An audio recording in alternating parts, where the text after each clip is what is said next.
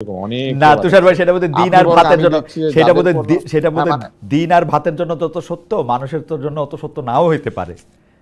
ডিম আর ভাতের চাইতে মানুষের বেলা এটা বেশি সত্য হয়, কারণ মানুষের বেলা তার প্রাথমিক আচরণের মধ্যে দিয়ে এটা প্রমাণিত। আমি আপনাদের বলি, মেসিকে যখন আপনারা খুব মর্যাদা করেন, ম্যারাডোনাকে, পেলেকে বলেন কি জানেন, সে কাগজের ঠোঙ্গা দিয়া বল বানায় খেলতো।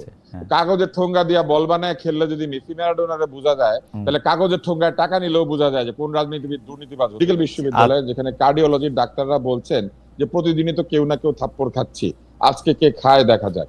এবং তারপরে একজন লিখেছেন যে আজকেরটা ঘটে গিয়েছে, আজকে অমুকে খেয়েছেন থাপ্পড়। আপনি অন্তত প্রেস সচিব বুঝতে পারবেন যে কোনটা প্রেসার গ্রুপ আর কোনটা মব।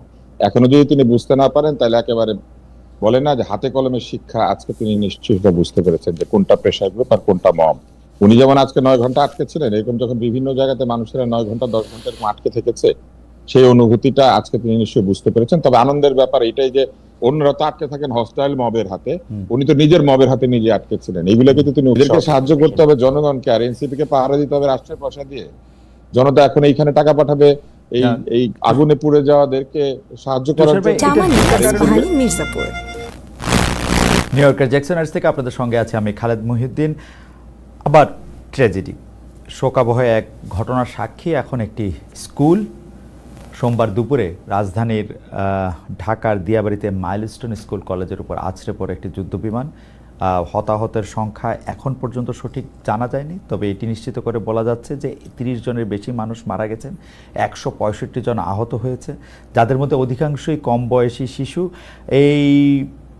এইটার কারণ অনেকে বলছেন যে উদাসীনতা, অনেকে বলছেন পরিকল্পনার অভাব, অনেকে বলছেন যে এইটা দীর্ঘদিনের চেপে থাকা দুঃশাসনেরই আরেকটা রূপ। আসলে তা কি, তা নিয়ে কথা বলার জন্য আমাদের সাথে রয়েছেন সাবেক সচিব ও রাজনৈতিক বিশ্লেষক জনাব আবু আলম মোহাম্মদ শহীদ খান। জনাব আবু আলম মোহাম্মদ শহীদ খান, আপনাকে আমাদের অনুষ্ঠানে স্বাগত জানাই। আপনি আমাদের অনুষ্ঠানে যোগ দেওয়ার জন্য শুভেচ্ছা কৃতজ্ঞতা জানবেন। আমাদের সাথে আরও রয়েছেন গণমাধ্যম ব্যক্তিত্ব ডক্টর আব্দুল নূর তুষার। ডক্টর আব্দুল নূর তুষার, আপনিও আমাদের সাথে যুক্ত হয়েছেন, সেজন্য আপনি আমাদের শুভেচ্ছা এবং আমাদের অভিনন্দন জানবেন। আমি আপনার প্রথমে একটু জনাব আবু আলম মোহাম্মদ শহীদ খানের কাছেই আসতে চাই, তবে সেই প্রশ্নটার প্রেক্ষিতে তুষার ভাইও নিশ্চয়ই কোনো না কোনো মন্তব্য করবেন। তুষার ভাই, আমরা আজকে দেখতে পেয়েছি যে সচিবালয়ের ভিতরে আজকে শিশুরা ঢুকেছে। শিশুরা বলতে ছাত্রছাত্রীরা, যারা কেউ কেউ বলছেন যে ঢাকার বিভিন্ন কলেজের শিক্ষার্থীরা সেখানে ঢুকেছেন, দেয়াল টপকে ঢুকেছেন, গেট ভেঙে ঢুকেছেন। তারা শিক্ষা উপদেষ্টার পদত্যাগ দাবি করছিলেন। তাদের সেই দাবির ব্যাপারটা ছিল যে শিক্ষা উপদেষ্টা পরীক্ষাটা যে পেছানো হবে, ইন্টারমিডিয়েট পরীক্ষা, সেটা পেছাতে অনেক বেশি সময় নিয়েছেন। একবার বলেছেন যে তিনি পরীক্ষা পিছাতে চেয়েছেন, ও শিক্ষা সচিব সেটা পিছাতে দেন নাই। শিক্ষা সচিব কে প্রত্যাহারও করা হয়েছে, কিন্তু এখন শিক্ষার্থীরা শিক্ষা উপদেষ্টার পদত্যাগ চান। কয়েকদিন ধরে যে কথাটি আসলে খুব চলছে আমাদের আমাদের আমাদের আমাদের আমাদের আলোচনার চক্রে, সেটি হচ্ছে মব, প্রেশার গ্রুপ, দাবি আদায়ের জন্য নিজেদেরকেই খুব সক্রিয় হওয়া। আপনি এটাকে কোন দিকে ফেলবেন এবং এটা আসলে কিসের স্বাক্ষর রাখে? শহীদ ভাই, আপনাকে শোনার পরে আমরা তুষার ভাইকে একই প্রসঙ্গে একটু শুনবো। না, আমাদের দেশে যে মব তন্ত্র চালু হয়ে গেছে এবং মবের মূল্য যে চলছে, এই ব্যাপারে তো আর আলোচনা করার অবকাশ নেই, কারণ এটা আমরা অনেকদিন ধরে দেখছি এবং সরকারের পক্ষ থেকে বারবার বলা হচ্ছে যে আমরা মব আর করতে দেব না। তো ওই যে মব করতে দেব না, তার মানেটাই হচ্ছে যে মব চলছে, ওনারা এখন ব্যবস্থা নেবেন। কিন্তু আমরা শেষ পর্যন্ত সরকারকে তেমন কোনো ব্যবস্থা নিতে দেখি না, বরঞ্চ দেখি যে মব যারা করে তাদেরকে সহায়তা করতে এবং মব করার পরে মবের দাবি মেনে নিয়ে অনেক কিছু করা হয়। সে কারণে মব যারা করেন তারা বুঝে যাচ্ছেন যে মব করেই সবকিছু আদায় করতে হবে। তো আজকেও আপনার এই যে পরীক্ষা পিছানোর ব্যাপারে, অবশ্যই পরীক্ষা পিছানোর ব্যাপারে যে ঘটনাটি ঘটছে তা ন্যাক্কারজনক এবং সেটা গ্রহণযোগ্য না। কারণ আপনি একটা পরীক্ষা পিছাবেন, সেটা তো আপনি আগের দিন ডিক্লেয়ার করে দিবেন। এইটুক আপনার তো সহনশীলতা থাকতে হবে বা এইটুক সেন্সেশন থাকতে হবে যে স্পর্শকাতর একটা বিষয়। আপনি ওই বিদ্যালয়ে, যে বিদ্যালয়ে এই দুর্ঘটনা ঘটেছিল, সেখানে অনেকেই নিহত হয়েছেন। এখন পর্যন্ত নিহতের সঠিক সংখ্যা আমরা জানতে পারিনি, বাট ওই স্কুলটা তো পরীক্ষার্থী ছিল। সো নানান কারণে সারা দেশের যেহেতু শোক দিবস করছেন, নানান কারণে আপনি পরীক্ষাটা পিছিয়ে দিতে পারতেন এবং এই সিদ্ধান্তটা দুপুর 3টার মধ্যে নেওয়া সম্ভব ছিল, নেওয়া যেত। এবং এখানে শিক্ষা উপদেষ্টা এবং অন্যান্য উপদেষ্টা যারা আলোচনা করার জন্য দরকার, তাদেরকে সাথে নিয়ে এটা করা যেত। কিন্তু আমরা এটাও দেখছি যে আমাদের একটা কালচার হয়ে গেছে যে আমরা গভীর রাতে অনেক পোস্টিং দেখি, ফেসবুক পোস্টিং, টুইটারে পোস্টিং, গভীর রাতে সবকিছু হয়। রাত 12টার পরে যেন জেগে উঠে আমাদের কিছু লোক, তারা কি করে সারাদিন আমি জানি না, তারপরে তারা একটার পর একটা পোস্টিং দিতে থাকে। তো আমরা এখন দেখলাম যে রাত 3:30 বা 3টার দিকে আপনি পোস্টিং দিয়ে দিলেন যে কালকে পরীক্ষা স্থগিত করা হয়েছে। What a fun! এটাতে কি বলবো আমি, এটাকে ফান ছাড়া তো কিছুই বলার নেই। এবং তারপরে শিক্ষা উপদেষ্টা যদি বলেন, আমি করতে চেয়েছিলাম, শিক্ষা সচিব আমাকে করতে দেয়নি। আমি জানি না উনি এটা বলেছেন কিনা, মেইন স্ট্রিম মিডিয়াতে আমি অনেক খবর দেখি না এবং এগুলো আসে না। যদি এটা সত্যি হয়ে থাকে তাহলে তো কালকেই উনার শিক্ষা উপদেষ্টা যে কাজটা করতে পারতেন, তিনি ডিক্লেয়ার করতে পারতেন, প্রধান উপদেষ্টার সাথে দেখা করতে পারতেন এবং শিক্ষা সচিবকে উইথড্র করতে বলতে পারতেন। কিন্তু সেটা হলো না। আজকে যখন মব হলো, তখন এখন তার দাবি হচ্ছে যে শিক্ষা উপদেষ্টার পদত্যাগ চাই। এখন সেই দাবি মানে মাকে যে চিকে মারার মতো আর কি, কিল মারার মতো, যে এখন একজন সচিবকে আপনি বললেন যে তাকে প্রত্যাহার করা হলো, তিনি এই সিদ্ধান্ত সঠিক সময় নিতে পারেন নাই। অবশ্যই এর দায় থেকে সচিব মহোদয় এড়াতে পারবেন না, বাট সচিব একাই কিন্তু একটি পাবলিক পরীক্ষা পিছিয়ে দেওয়ার ক্ষমতা রাখেন না। সুতরাং এটা একটা যৌথ সিদ্ধান্ত এবং এই সিদ্ধান্ত নিতে হলে উপদেষ্টা পরিষদকে অবশ্যই জানাতে হবে এবং এই ক্ষেত্রে প্রধান উপদেষ্টারও মতামত গ্রহণ করার প্রয়োজনীয়তা আছে। এইটা একটা বড় সিদ্ধান্ত ছিল। আমরা ডক্টর আব্দুল নূর তুষার আপনার কাছে আসব, তার আগে আমি একটু অধ্যাপক সেলিম রেজা নিউটন তার ফেসবুক পেজে তিনি লিখেছেন, শিক্ষা সচিবের যত দোষী থাক, এমনকি যত শয়তানিই থাক, তিনি কোট আন কোটের মধ্যে লিখেছেন, পরিস্থিতির দায় শিক্ষা উপদেষ্টাকেই নিতে হবে। হ্যাঁ, তাকে পদত্যাগ করতে হবে। সচিবের দোষে যে মন্ত্রী অচল, তাকে দিয়ে আমাদের চলবে কেন? পদত্যাগের সংস্কৃতি চালু করুন প্লিজ। পালানোর চেয়ে পদত্যাগ করা সুন্দর, ফুলের মতো সুন্দর। ডক্টর আব্দুল নূর তুষার, আপনার মন্তব্য একটু শুনতে চাইব যে শিক্ষা সচিব, শিক্ষা মন্ত্রী, ছাত্রদের দাবি। পদত্যাগ যদি কারো করতে হয়, প্রথমে করা হচ্ছে স্বরাষ্ট্র উপদেষ্টা, তো তিনি তো করেন নাই। আর পরীক্ষা পেছাতে দেরি হয়েছে এই কারণে পদত্যাগ, এটা অত্যন্ত বেশি দাবি। আমার কাছে মনে হয়েছে যে কাজটা ভুল হয়েছে। এই ভুলটার কারণ অবশ্যই সিদ্ধান্তহীনতা এবং সিদ্ধান্ত গ্রহণের অপারগতা বা অদক্ষতা, কিন্তু এটা ঠিক পদত্যাগ করার মতো অপরাধ হয় নাই। কিন্তু এই ভুলটা কেন হয়েছে আপনি দেখেন, সেটি হচ্ছে যে যখন জাতীয় শোক দিবস ঘোষণা করা হয়েছে, জাতীয় শোক একটা, যে পুরো জাতি শোক প্রকাশ করবে, সেখানে পরীক্ষা যে হবে না এই সিদ্ধান্ত নেয়ার জন্য সচিবের অপেক্ষা করা কিংবা কারো পরামর্শের অপেক্ষা করার কোনো যুক্তিই থাকে না। কিন্তু এই কাজটি কিন্তু একই সঙ্গে করা যেত। জাতীয় শোক যখন ঘোষণা করা হচ্ছে যে জাতি এই বিষয়ে দুঃখ প্রকাশ করবে, সারাদিন শোক প্রকাশ করবে, তাহলে ওই একই জায়গা থেকে এই ঘোষণাটা দেওয়া যেত যে কালকে পরীক্ষা হবে না। এটা বলার জন্য শিক্ষা উপদেষ্টা পর্যন্ত যেতে হবে কেন? আর বরং শিক্ষা উপদেষ্টাকে নির্দেশটা পাঠিয়ে দেওয়া যেত ওইখান থেকে যে কালকে সদক্ষতা এবং সিদ্ধান্তের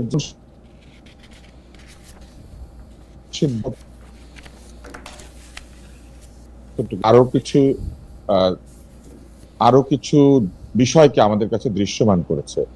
সেটি হচ্ছে যে গণজমায়েতকে তারা একসময় প্রেসার গ্রুপ হিসেবে উল্লেখ করেছেন, বিশেষ উদ্দেশ্যে জমায়েত, সে একই প্রেসার গ্রুপ এখন সচিবালয়ে ঢুকে পড়েছে, আসিফ নজরুলকে অবরুদ্ধ করেছে কিছুক্ষণের জন্য এবং পদত্যাগ দাবি করছে, ভুয়া ভুয়া বলে স্লোগান দিচ্ছে। এই যে অপমানের সংস্কৃতি, শিক্ষককে কানে ধরে বের করে দেওয়া, সচিবদেরকে গায়ের জোরে অপমান করা, বিভিন্ন জায়গাতে যারা সম্মানিত ব্যক্তি তাদের অসম্মানের মাধ্যমে নিজেদের ক্ষমতা জাহির করা, এই বিষয়গুলিকে তারা উৎসাহ দিয়েছেন এবং উৎসাহ দিতে এমন হয়েছে যে এখন নিজেরাই ভুয়া ডাক শুনছেন, নিজেরাই নিজেদের অযৌক্তিক পদত্যাগের দাবি শুনছেন। আর পদত্যাগের সংস্কৃতি চালু করতে হবে এই কথাটি যখন বলা হয়, পদত্যাগের সংস্কৃতি চালু করলে কিন্তু আসলে এই উপদেষ্টা না, পুরো সরকারেরই পদত্যাগ করা উচিত। কেননা এই সরকারের ভিন্ন ভিন্ন জায়গাতে ভিন্ন ভিন্ন এই ধরনের ঘটনা ঘটেছে। আমি আপনাকে একটা ছোট্ট উদাহরণ দিই। আজকে অন্তর্বর্তী সরকারের প্রধানের যে ফেসবুক সাইটটি আছে, যেটা আমরা ধরে নিই যে তাদের প্রেস উইং চালায়, তো সেই অপদার্থ প্রেস উইং থেকে একটি ঘোষণা দেওয়া হয়েছে যে কেউ যদি সাহায্য করতে চান তাহলে এই সাহায্য কি তহবিলে দান করতে পারেন। এনসিপি কে পাহারা দেওয়ার সময় যখন 7 কোটি 8 কোটি টাকা খরচ হয়েছে বিভিন্ন জায়গাতে, তখন এই টাকা যেখান থেকে এসেছে, আজকে এই সাহায্যের টাকা সেখান থেকে আসতে পারে না কেন? এদেরকে সাহায্য করতে হবে জনগণকে, আর এনসিপি কে পাহারা দিতে হবে রাষ্ট্রের পয়সা দিয়ে। জনতা এখন এইখানে টাকা পাঠাবে এই আগুনে পুড়ে যাওয়াদেরকে সাহায্য করার জন্য। এটা দুইটা কারণ, তুষার ভাই, এটা দুইটা কারণ হতে পারে, যে দুইটা ব্যাপার হতে পারে আর কি, যে গণমানুষের সমালোচনার মুখে সেই পোস্ট আবার প্রত্যাহার করা হয়েছে।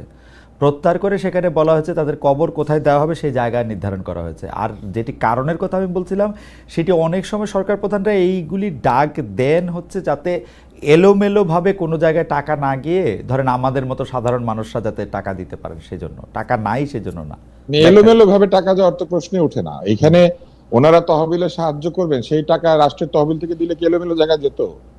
আমি টাকা দিব, সেই টাকা এলোমেলো জায়গায় যাতে না যায় এই কথা যদি তারা বলেন, যে যেখানে টাকা দিতে চায় সে সেখানে টাকা দিবে, এটা মানুষের স্বাধীনতা। হঠাৎ এই টাকাটা এলোমেলো জায়গায় না যাক, এটা তাদেরকে স্মরণ হলো। আর কবরের জায়গা দেওয়ার সিদ্ধান্ত না হলো, আপনি বলেন কবরের জায়গার দাম বাড়িয়েছে কিন্তু সরকারি, আগের সরকার তার মেয়রদের মাধ্যমে কবরের জায়গার দাম কোটি টাকাতে নিয়ে গেছে। এখন কি এটা স্থায়ী কবর হবে? স্থায়ী কবর হিসেবে এটা দেওয়া হচ্ছে, এটা কিন্তু জানতে হবে, নাকি অস্থায়ী কবর হিসেবে এই স্থায়ী এই কবরগুলি বরাদ্দ করা হচ্ছে। দ্বিতীয় হচ্ছে উত্তরার কবরস্থানে যে সকল বাবা মা তার বাচ্চাকে কবর দিবেন, এই সিদ্ধান্ত তো আমরা নিয়ে দিতে পারি না। সুতরাং কবরের জায়গা ফ্রি করে দেওয়ার যে বিষয়টি, এটিও এক ধরনের পাবলিসিটি স্টান্ট না। কিন্তু তুষার ভাই, আপনি একটু আগের কথা আসি, আপনি ওই যে সচিবালয় ঘেরার করার কথা বা মব বা প্রেশার গ্রুপের কথা বলছিলেন। সচিবালয়কে কিন্তু আমরা এবারই প্রথম না, আরও এই কয়েক মাসের মধ্যে আমরা আরও কয়েকবার সচিবালয়ের ভিতরে লোকজন ঢুকে পড়তে দেখেছি। সচিবালয় যেহেতু ক্যান্টনমেন্ট না, কিন্তু ক্যান্টনমেন্টের মতোই একটি স্পর্শকাতর জায়গা, তো সেই ক্ষেত্রে তো সচিবরা বা যারা সরকারি কর্মকর্তা কর্মচারী আছেন তারা কাজকর্ম করার ক্ষেত্রে অনিরাপদ বোধ করতে পারেন। প্রত্যেক দিনই এরকম নানা ধরনের দাবি প্রত্যেকটা গ্রুপ থেকে আসতে পারে, কারণ সব গ্রুপেরই আসলে কোনো না কোনো ইন্টারেস্ট সচিবালয়তে আছে। এইটা কি আপনি মনে করেন সরকারের পক্ষ থেকে প্রাথমিকভাবে উৎসাহ প্রদান করা হয়েছে বলে এটা হয়েছে, নাকি সরকার একরকম অসহায়, যেহেতু এই সরকার খুব বল প্রয়োগ করতে চায় না, আটকাতে চায় না, সেটার জন্য? সরকার বল প্রয়োগ করলে গোপালগঞ্জে চায়, অন্য জায়গাতে চায় না। সরকারের বল যে আছে সেটা আমরা গোপালগঞ্জে টের পেয়েছি। সরকার সচিবালয়ের আশেপাশেও বল প্রয়োগ করেছে। আনসাররা যখন এসেছিল, রিক্সাওয়ালারা যখন দাবি জানিয়েছিল, ওই এলাকাতে একাধিকবার সরকারের বল প্রয়োগের ঘটনা ঘটেছে। সরকার কেন জানি হঠাৎ হঠাৎ ভিন্ন ভিন্ন সময় সচিবালয় এরকম মব প্রবেশ করতে দেন। আপনাদের মনে আছে কিনা, অটো পাসের দাবি তো এরকম ছাত্রদেরকে ঢুকে পড়তে দেওয়া হয়েছিল এবং কয়েকশো ছাত্র ঢুকেছিল, বেশি না। সরকার দাবি মেনে নিয়েছিলেন যে ঠিক আছে, পরীক্ষা হবে না, অটো পাস। ঠিক একই রকম ভাবে আজকেও লোকজন ঢুকে পড়েছে। সচিবালয় একটি স্পর্শকাতর জায়গা এবং ক্যান্টনমেন্টের চাইতে সচিবালয় অনেক বেশি অরক্ষিত, এই কারণে যে ক্যান্টনমেন্টে কিন্তু গোলা বারুদ, অস্ত্র, এই সব জিনিসপত্র আলাদা আলাদা ভাবে দায়িত্বশীল ব্যক্তিদের কাছে থাকে এবং এইটা কিন্তু সহজে কেউ হাত দিতে পারে না। ক্যান্টনমেন্টে কিন্তু কোনো জায়গায় আলাদা আলাদা ভাবে, সব জায়গায় আলাদা আলাদা ভাবে প্রতিরক্ষা থাকে, প্রত্যেকটা দালানের আলাদা প্রতিরক্ষা আছে। ক্যান্টনমেন্ট কিন্তু একটা গেট দিয়ে প্রতিরক্ষিত হয় না। কিন্তু সচিবালয়ে যা থাকে সেটা হচ্ছে জাতির পুরা হিসাব কিতাব। ওইখানে জমির হিসাব আছে, ওইখানে টাকার হিসাব আছে, ওইখানে স্বাস্থ্যের হিসাব আছে, ওইখানে ব্যবসা বাণিজ্যের হিসাব আছে, ওইখানে কি নাই এই বাংলাদেশের সমস্ত কার্যক্রমের হিসাব, অতীত এবং বর্তমানের এবং ভবিষ্যতের যে পরিকল্পনা, সেই ফাইলগুলি পর্যন্ত এখানে আছে। কর্মচারীদের পদোন্নতি আছে, নতুন চাকরির যে বিষয় সেইটা আছে, মরে যাওয়া কর্মচারীদের পেনশনের হিসাব আছে, কি নাই ওইখানে? ওইখানে একটা ফাইল নিয়ে গেলে, ওইখানে একটা ফাইলের মধ্যে যা দলিল দস্তাবেজ থাকে, একটা নিয়ে গেলে কয়েকশো লোকের, এমনকি কোন কোন ক্ষেত্রে কয়েক হাজার লোকের ক্ষতি হতে পারে। তাহলে সচিবালয় যে এইভাবে লোকজন ঢুকে পড়তে দেওয়া হয়, এটাও তো একটা অদক্ষতা এবং অপারগতার প্রকাশ। পাহারা দিবেন। আপনার কাছে কি মনে হয় যে এখানে সরকার, মানে আপনাকে শুধু এক দুই লাইনে যদি আপনি বলেন, এখানে সরকারের অদক্ষতার পাশাপাশি সরকারের কিঞ্চিত ইচ্ছাও থাকে বা পিক এন্ড চুজও থাকে, এরকমও কি আপনি বলতে চান? আপনি ধরিয়ে দিচ্ছেন প্রশ্নটা, আমি আসলে সেই জায়গায় যাচ্ছি। এই সরকার করে কি ভিন্ন ভিন্ন সময় তাদের কতগুলো অপকর্ম থাকে, সেইগুলি ঢাকার জন্য আগের সরকারের মতোই। এটা কিন্তু এখনকার প্র্যাকটিস না।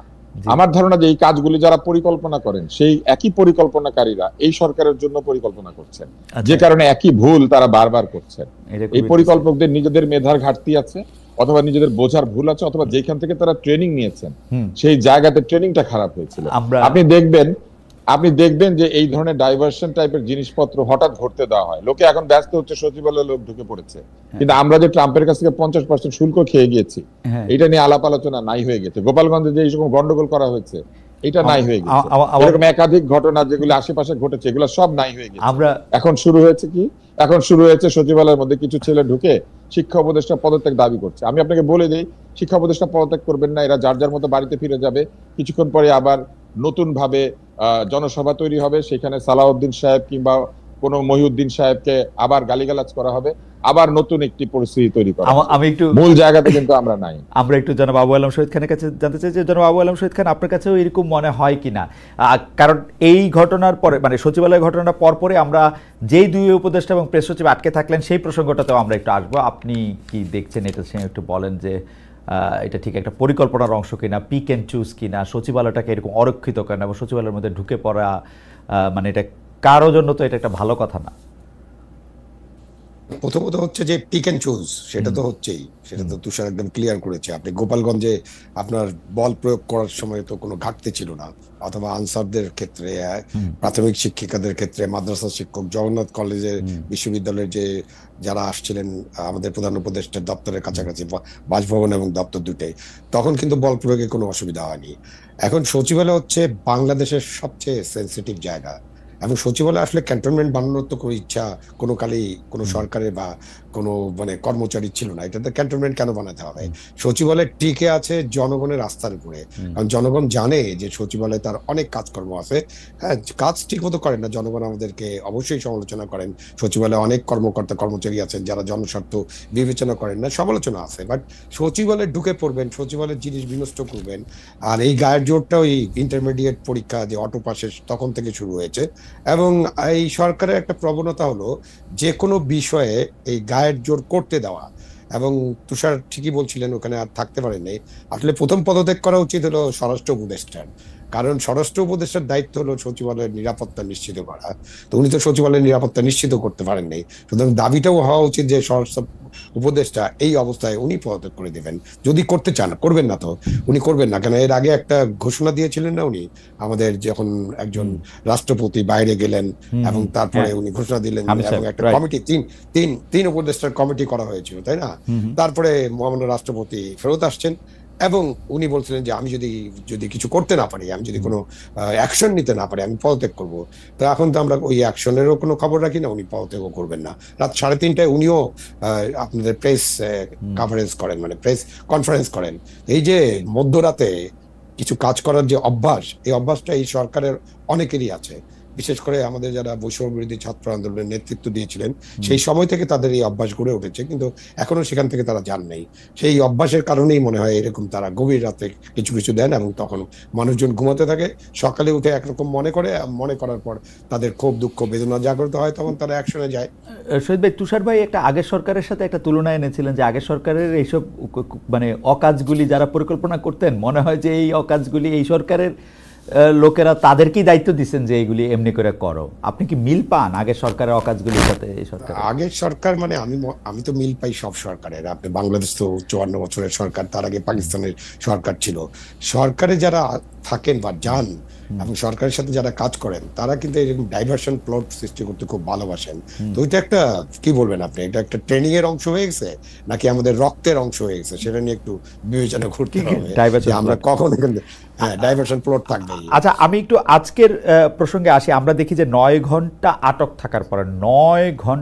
থাকার পর কিছুক্ষণ আগে আমাদের দুই উপদেষ্টা, একজন মানে আইন উপদেষ্টা এবং আইন উপদেষ্টার পাশাপাশি শিক্ষা উপদেষ্টা, না আইন উপদেষ্টার সঙ্গে আর কে ছিলেন, প্রেস সচিব ছিলেন, এবং আরেকজন কে ছিলেন, আরেকটা উপদেষ্টা তো ছিলেন, দাঁড়ান আমি আরেকটু মানে আমি চোখে দেখতে পাচ্ছি না,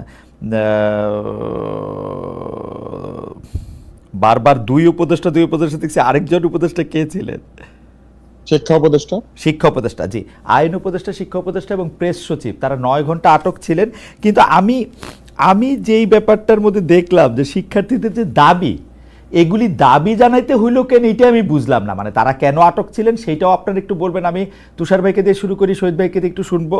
যে দেখেন, আপনি দাবিগুলি দেখেন, দাবি হচ্ছে নিহত ব্যক্তিদের সঠিক নাম পরিচয় প্রকাশ, আহত ব্যক্তিদের সম্পূর্ণ নির্ভুল তালিকা, শিক্ষার্থীদের প্রতিটি পরিবারকে ক্ষতিপূরণ, বিমান বাহিনীর ব্যবহৃত ঝুঁকিপূর্ণ পুরনো প্রশিক্ষণ বিমান বাতিল করে আধুনিক ও নিরাপদ বিমান চালু, বিমান বাহিনী প্রশিক্ষণ পদ্ধতি ও কেন্দ্র সংস্কার করে আরও মানবিক ও নিরাপদ ব্যবস্থা চালু, শিক্ষকদের গায়ে সেনাবাহিনী সদস্যদের হাত তোলার ঘটনায় জনসমক্ষে ক্ষমা প্রকাশ। এই দাবি কেন জানাইতে হবে এটাই তো আমি বুঝতে পারতেছি না। এবং এই দাবি মানে এটা কেন দাবি হবে, এটা তো অটোমেটিক হয়ে গেল না কেন, এটা বুঝলাম না আমি। তুষার ভাই আপনি কি মনে করেন এর জন্য 9 ঘন্টা তার আটকে ছিল? আমি পেছন দিক থেকে আসি, আমার কথা পছন্দ হবে না আপনার। প্রথমে আমার ভালো লেগেছে যে আজকে অন্তত প্রেস সচিব বুঝতে পারবেন যে কোনটা প্রেসার গ্রুপ আর কোনটা মব। এখনো যদি তিনি বুঝতে না পারেন তাহলে একেবারে বলে না যে হাতে কলমের শিক্ষা, আজকে তিনি নিশ্চয়ই বুঝতে পেরেছেন যে কোনটা প্রেসার গ্রুপ আর কোনটা মব। উনি যেমন আজকে 9 ঘন্টা আটকে ছিলেন, এরকম যখন বিভিন্ন জায়গাতে মানুষেরা 9 ঘন্টা 10 ঘন্টা এরকম আটকে থেকেছে, সেই অনুভূতিটা আজকে তিনি নিশ্চয়ই বুঝতে পেরেছেন। তবে আনন্দের ব্যাপার এটাই যে অন্যরা তো আটকে থাকেন হস্টাইল মবের হাতে, উনি তো নিজের মবের হাতে নিজে আটকে ছিলেন। এইগুলোকে তো তিনি উৎসাহ দিয়েছেন প্রেসার গ্রুপ করে। পেছন দিক থেকে আসি, প্রথম হচ্ছে যে শিক্ষকদেরকে সেনাবাহিনী প্রহার করেছে, শিক্ষকদেরকে ছাত্ররা প্রহার করে নাই। এই আন্দোলনের পরে শিক্ষকদের গায়ে হাত তুলে নাই, শিক্ষকদেরকে জুতার মালা পরায় নাই। নিজেরা জুতার মালা পরাতে পারবে, সেনাবাহিনী দিলে পরে তাদের কষ্ট লাগে। এইটা হচ্ছে স্ববিরোধিতা, দ্যাট ইজ ডাইকোটমি, দ্বিচারিতা। এবং এই দ্বিচারিতা এর মধ্যে আছে। এখন শিক্ষকের সম্মানের জন্য তাদের কি বলবো মানে মরা কান্না শুরু হয়েছে। এই শিক্ষকদেরকে যখন তারা অপমান করেছেন, শিক্ষকরা হার্ট অ্যাটাকে মরে গিয়েছেন, তখন তাদের খারাপ লাগে নাই? একটা শিক্ষকের মৃত্যু হয়েছে যে সেই মৃত্যুটাকে আমরা মূল্য দিব না? তারা তো আওয়ামী লীগের ছিল। ও শিক্ষক আওয়ামী লীগের হয়, ডাক্তার আওয়ামী লীগের হয়, আর অন্যরা কেউ আওয়ামী লীগের হয় না? বাংলাদেশে শুধু শিক্ষক ডাক্তার, যখন যাকে মনে হয় তখন সে আওয়ামী লীগ হয়ে যায়, আর যখন যাকে ভাল লাগে তখন সে আওয়ামী লীগ থাকে না। সার্জিস আলম আওয়ামী লীগ ছিল না? আপনি তো সার্জিসের সাক্ষাৎকার নিয়েছেন, তো সার্জিস আওয়ামী লীগ করে নাই, তো এখন কি সার্জিসকে আমরা বলবো দোষর?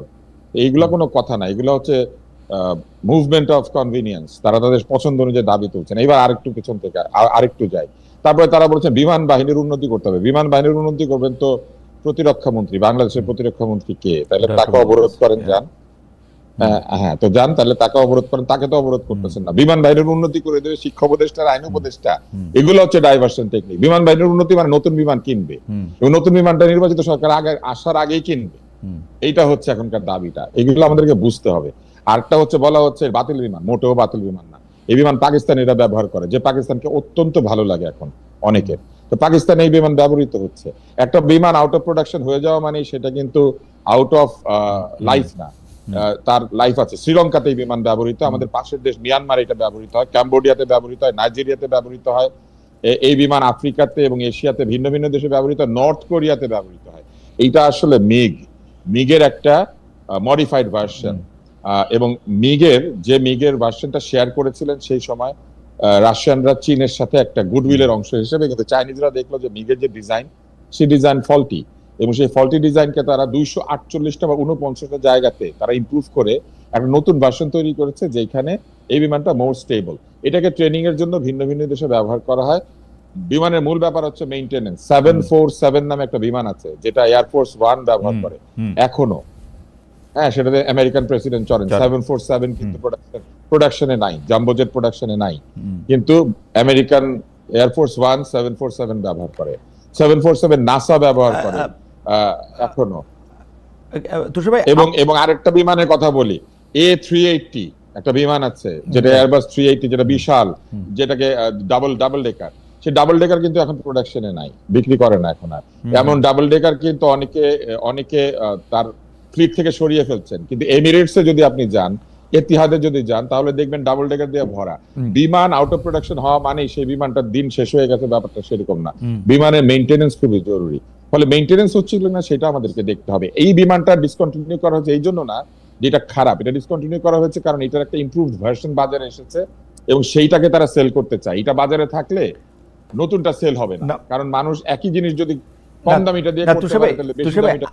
আপনি অলমোস্ট মানে যে কাজটা বিমান বাহিনীর বা বাংলাদেশ সামরিক বাহিনী করার কথা, সেটা আপনি অলমোস্ট আমাদেরকে পরিষ্কার করেছে যে এই ব্যাখ্যাগুলো। না, আমি তো বিমান কিনি না ভাই, আমি তো বিমান কেনার কমিশন পাবো না। রাইট, যারা কিনে তারা কমিশন। রাইট, আপনি এটা ব্যাখ্যা করেছেন, কিন্তু আমার কথা হলো যে ওরা যে দাবিগুলি করতেছিলেন, সেই দাবিগুলি করা হইতেছে তো এই সব জায়গায় গ্যাপ থাকার পরিপ্রেক্ষিতে। আপনি প্রথম দাবিগুলি আপনি দেখেন যে নিহত ব্যক্তিদের সঠিক নাম পরিচয় প্রকাশ। আমাদের ঢাকা শহরে, আমাদের বাংলাদেশে অনেকে বিশ্বাস করতেছে যে লাশ গোপন করা হয়েছে, নিহত ব্যক্তিদের নাম পরিচয়। নিহত ব্যক্তিদের নাম পরিচয় গোপন করা হয়, এই ধারণাটা কিন্তু অতীত থেকে এসেছে, যে মানুষ মারা যায় নাম পরিচয় গোপন করা হয়। এটা ওই যে শাপলা চত্বর থেকে শুরু হয়ে একেবারে শেষে জুলাইয়ের অভ্যুত্থান পর্যন্ত দাবি উঠেছে যে নিহত ব্যক্তিরা মারা গেলে নাম পরিচয় গোপন করা হয়। এবং একই ঘটনা কি ঘটেছে, জুলাই অভ্যুত্থানে নিহতদের নাম তালিকা সেটা ঠিক মতো ফাইনাল করতে এই সরকার পারেন নাই বহু মাসে, ফলে এদের উপর থেকে মানুষের আস্থা চলে গিয়েছে। গোপালগঞ্জে কি ঘটনা ঘটেছে, সেইখানকার নিহত এবং আহতদের তালিকা সেটাও এই সরকার ঠিক মতো প্রকাশ করতে পারেন নাই। ফলে নিহত ব্যক্তিদের নাম তালিকা নিয়ে সন্দেহ প্রকাশের যে রসম বা রীতি, এটা অতীত থেকে এখনো পর্যন্ত সরকার থেকে সরকারে এটা স্থানান্তরিত হয়েছে, একই তরিকাতে আছে। আগের সরকারকে নিয়ে মানুষের যে অভিযোগ ছিল, এই সরকারের নামে একই অভিযোগ, কারণ এরাও বিভিন্ন সময় নিহতদের নাম এবং আহতদের নাম তালিকা প্রকাশের ক্ষেত্রে এক ধরনের অদক্ষতার পরিচয় দিয়েছেন। আর এইখানে যেটি ঘটেছে সেটা হচ্ছে যে প্রত্যক্ষদর্শীরা বলেছেন যে মাইলস্টোন কলেজে যখন রিপোর্টাররা ঢুকে নানান রকম কথাবার্তা বলতে শুরু করেছিলেন বা নিহতদের নিয়ে কথা বলতে গিয়েছিলেন, তখন নাকি তাদেরকে প্রহার করা হয়েছে। এই প্রহারটা একটা ভুল সিদ্ধান্ত ছিল এবং এই প্রহারের ফলে এই সন্দেহটা আরো জাগ্রত হয়েছে এবং একই সাথে এই সন্দেহটা আরো জাগিয়ে দিয়েছে ফেসবুক, ইউটিউব এবং অন্যান্য জায়গাতে। কিন্তু তারা সন্দেহ প্রকাশ করেছেন যে স্কুলে অনেক বাচ্চা ছিল, তাহলে এত কম কেন মারা যাবে বা আহত হবে। কিন্তু তো সবাই মানে স্কুলের বাচ্চাদের প্যারেন্টসরা বা তাদের বন্ধু বান্ধবরা তো একটা মিসিং তালিকা করার কথা, সেই মিসিং তালিকা করলেই তো এটা স্পষ্ট হবে যে ধরেন আমার এটা খুব সহজ, এটা খুব সহজ, এটা খুব সহজ। স্কুলের বাচ্চাদের তো নাম ডাকার তালিকা, স্কুলে যতজন বাচ্চা আছে প্রত্যেকের নামের তালিকা আছে, ক্লাস রেজিস্ট্রার আছে, ওই বিল্ডিং এর যে ক্লাসগুলি হতো সেই ছাত্রছাত্রীদের সবার রেজিস্টার আছে, এদের রোল কল হয়। স্কুল তো এখনো রোল কলের বাইরে যায় না, স্কুল থেকে আঙ্গুল দিয়ে ছাত্ররা ঢুকে না, ফলে ইজিলি স্কুল চাইলে প্রত্যেকের বাসায় ফোন করে বাচ্চা কোথায় আছে জানতে চাইতে পারে এবং এটা একদিনে কয়েক ঘন্টার ব্যাপার। সবাই মিলে ফোন নিয়ে বসলে এটা বের করা কোনো ব্যাপার না। তুষার ভাই, আমি আপনাকে একটু রাইখে একটু শহীদ ভাইয়ের কাছে যাই। শহীদ ভাই, এই যে আটকে রাখা 9 ঘন্টা পর এবং যে দাবিগুলি জানানো, আমার প্রাথমিকভাবে মনে হয়েছে যে এই দাবিগুলি আসলে আগেই সরকারের ক্লিয়ার করা উচিত ছিল কোথায় কখন কোন ঘটনা ঘটেছে। আর এই যে নিহতদের নাম তালিকা প্রকাশ, আহতদের পূর্ণাঙ্গ তালিকা প্রকাশ, এইটা নিয়ে যে সন্দেহ, এই সন্দেহটা এখনো কেমনি জিয়ে থাকে 2025 সালে। এবং আমরা যে কোনো দুর্ঘটনার ক্ষেত্রে এই অভিযোগটা প্রায় শুনি যে আসলে নিহত যত হয়েছে তত সরকার বলতেছে না। এই ব্যাপারটা কেন হয় আসলে, মানে কিসের থেকে? তুষার ভাই 2-3টা উদাহরণও দিয়েছেন আসলে, বা 2-3টা পুরনো কথাও স্মরণ করেছেন। এরকম হয় যে আপনার নিহতের সংখ্যা কমিয়ে ফেললে হয়তো ক্ষতিপূরণ কম দিতে হবে, যেটা আমরা লঞ্চ দুর্ঘটনায় সবসময় শুনেছি যে লঞ্চ দুর্ঘটনার পরে লঞ্চের মালিকরা লোক পাঠিয়ে ওখান থেকে লোকজন সরিয়ে ফেলে নিহত লোকজনকে। তো এরকম অনেক কথা প্রচলিত আছে এবং অনেক কিছু ঘটেও বাংলাদেশে। ঘটে যাওয়ার কারণে এই ধরনের ধারণা একটা আছে মানুষের মধ্যে। তো এটা তো খুব ক্লিয়ার যে একটা স্কুলের, এবং এটা একটা নাম করা স্কুল, সেই স্কুলের যে রেজিস্টার আছে, রেজিস্টার ধরে খুঁজলেই আমরা আহত নিহতদের সব তালিকা পেয়ে যাব এবং এই কাজটা স্কুল কর্তৃপক্ষই করে ফেলতে পারে, সরকার তাদেরকে করতে বলতে পারে এবং সরকার সেই সহায়তাটা নিতে পারে। তো এখানে আপনার যে ওই 2 উপদেষ্টাকে আটকে রেখে প্রায় 9 ঘন্টা এবং যেসব দাবি দেওয়া করা হলো, সেই সব দাবি দেওয়া খুবই সাধারণ দাবি দেওয়া, এই দাবি দেওয়া করার কোনো দরকার নেই। একটা দাবি নিয়েই শুধু তুষার যেটা বললেন সেটা নিয়ে আলোচনা করা যেতে পারে যে এই যে ছাত্ররা হঠাৎ করে বিমান বাহিনীর বহর পরিবর্তন করে নতুন বিমান, আধুনিক বিমান কিনতে হবে, এই দাবি তো তাদের করার কথা না। এটা আমাদের ফোর্সেস গোল আছে, এটা বিমান বাহিনী করবে। আপনি এখন J7 ব্যবহার করেন, F7, ওটা আসল নাম J7, আপনি F7 ব্যবহার করতে, ওদের কাছে অলরেডি J17 আছে এবং J7 এর কিন্তু একটা চিতা উইং আছে পাকিস্তানে এবং তারা এটা ব্যবহার করে, ইরানও ব্যবহার করে। তো ওইসব আলোচনায় না যেও আমরা হয়তো আমাদের বিমান বাহিনীর জন্য কিছু বিমান ক্রয় করার বিষয়ে কারো হয়তো আগ্রহ আছে, তারা এটা ঢুকিয়ে দিয়েছেন। এইটা ছাত্রদের দাবি হওয়ার কথা না। ছাত্রদের অন্যান্য দাবি ঠিক আছে, যে আহত নিহতদের তালিকা ক্লিয়ার করা এবং আহত নিহতদের ব্যাপারে ঘোষণাও একটা থাকা দরকার, যে নিহত মানুষদের পরিবারকে সরকার কিভাবে সহায়তা করবেন। এখন আপনি চাঁদা তোলার চেষ্টা করতে, আর চাঁদা তো তুলতে হবে না। বাংলাদেশ সরকারের কাছে এই পরিমাণ অর্থ আছে যে কোনো পরিমাণ অর্থ তারা ব্যয় করতে পারবে না। আমাদের 7 লক্ষ কোটি টাকার বাজেট, সেখানে আপনি ওদের যে আছে হাতে যে টাকা থাকে সেটার পরিমাণও 80-90 হাজার কোটি টাকা। সুতরাং আপনার চাঁদা তুলে এদেরকে কিছু করতে হবে না, আপনি এটা সরাসরি ডিক্লেয়ার করতে পারেন। একজন দর্শক আপনার মানে দর্শকের মন্তব্য আপনার কাছে একটু দৃষ্টি আকর্ষণ করতেছে, যে জনাব সায়েম, উনি যেহেতু নাম নিয়ে বলছেন, আমি ধরে নিচ্ছি যে তার আইডিটা ভুয়া না, তিনি বলছেন যে প্রায় 150 জন প্রাণ হারিয়েছে অথচ টিভিতে দেখানো হচ্ছে মাত্র 30 জন। এই ধারণাটা কোত্থেকে আসলো? মানে এই গুজবটা, বা এটা যদি গুজব হয়ে থাকে, এটা কোত্থেকে আসলো? মানে যে 120 জন বাচ্চা বেশি মারা গেছে তাদের বাবা মারা কি মানে কোনো একটা ফাইল করেন নাই? মানে এটা কেন আসলো এই ব্যাপারটা, বা এই ধারণাটা কোত্থেকে আসতেছে? না, ধারণা ছড়িয়ে দেওয়া হচ্ছে হয়তো, মানে আমি ঠিক জানি না এখনো নিহতের সংখ্যা কত। তো যারাই নিহত হয়েছেন তাদের নাম প্রকাশ করলে এই ধারণাটা থেকে আমরা আচ্ছা, একটা ছোট প্রশ্ন করি আমাদের দর্শকদের উদ্দেশ্যে। শহীদ ভাই, সরকার যে নিহতের এবং আহতের সংখ্যা বলে, এটা কি আপনি বিশ্বাস করেন? যেমন আমি বলি যে আমি করি, কারণ আমি মনে করি যে একটা সরকার এত মনস্টাটাস হতে পারে না এই সরকার যে নিহতের সংখ্যা বাড়ায় কমায় বলবে। আপনি করেন কিনা? আমি এই সরকারকে এখন বিশ্বাস করি, কারণটা হলো আমি গোপালগঞ্জের ব্যাপারে বিশ্বাস করি না, কারণ এটা আবার কোয়ালিটি কি। আচ্ছা, এই সরকারের এই ঘটনাটাকে আপনি বিশ্বাস করতেছেন, কিন্তু গোপালগঞ্জের ক্ষেত্রে আপনি বিশ্বাস করতেছেন। আমি তুষার ভাইকে এখানে কোনো রাজনীতি নাই, আমি জাস্ট এই প্রশ্নটা এইজন্য বিশ্বাস করি।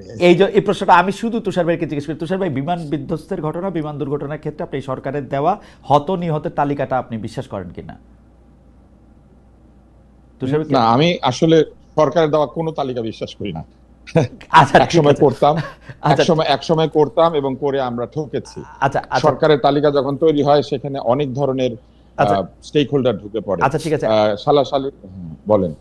শহীদ ভাই বলেছেন যে এই তালিকাটা উনি বিশ্বাস করেন কারণ এটার মধ্যে কোনো রাজনীতি নাই, যেটার মধ্যে রাজনীতি সম্পৃক্ত আছে সেই তালিকাগুলি তিনি বিশ্বাস করেন না। না, এটার মধ্যে টাকা আছে। আচ্ছা, আপনি পরে একটু ব্যাখ্যা করেন, পরে ব্যাখ্যা করেন। শহীদ ভাইয়ের মধ্যে ক্ষতিপূরণ আছে, এটার মধ্যে ক্ষতিপূরণ আছে, এটার মধ্যে আহতদের ক্ষতিপূরণ আছে। আচ্ছা, নিহতদের ক্ষতিপূরণটা সরকার দিবেন নিহত হিসাব করে। না, সেটা তো আহত অবস্থা আপনি দেখবেন যে বহু মানুষ, সেটা তো নিজের পকেট থেকে দিবেন না। সরকারের অসুবিধা কি এটা দিলে? না, নিহত আহত যাই বলেন তারা সবাই তো হাসপাতালে ভর্তি হয়েছেন, সুতরাং আমাদের কাছে কিন্তু রেকর্ড থাকবে। একটা জিনিস ছড়িয়ে গেছে যে কিছু লাশ, কিছু নিহত মানুষের লাশ আমরা কম্বাইন্ড মিলিটারি হসপিটালে নেওয়ার একটা কথা বলছেন, এবং আজকে ওদের পক্ষ থেকে বলা হয়েছে যে তারা 16 জনকে তাদের হেফাজতে নিয়ে গেছিলেন, মানে লাশগুলো পরে তারা এটা হসপিটালে পাঠিয়ে দিয়েছেন। তো এই নানানভাবে এই যে অপারেশনটা চলে তখন নানান কর্তৃপক্ষ তো নানানভাবে অপারেশন করে, এবং এই অপারেশনটা একটা বড় অপারেশন ছিল। এটার ম্যানেজমেন্ট দুর্বলতা নিয়ে আমরা অবশ্যই প্রশ্ন করতে পারি।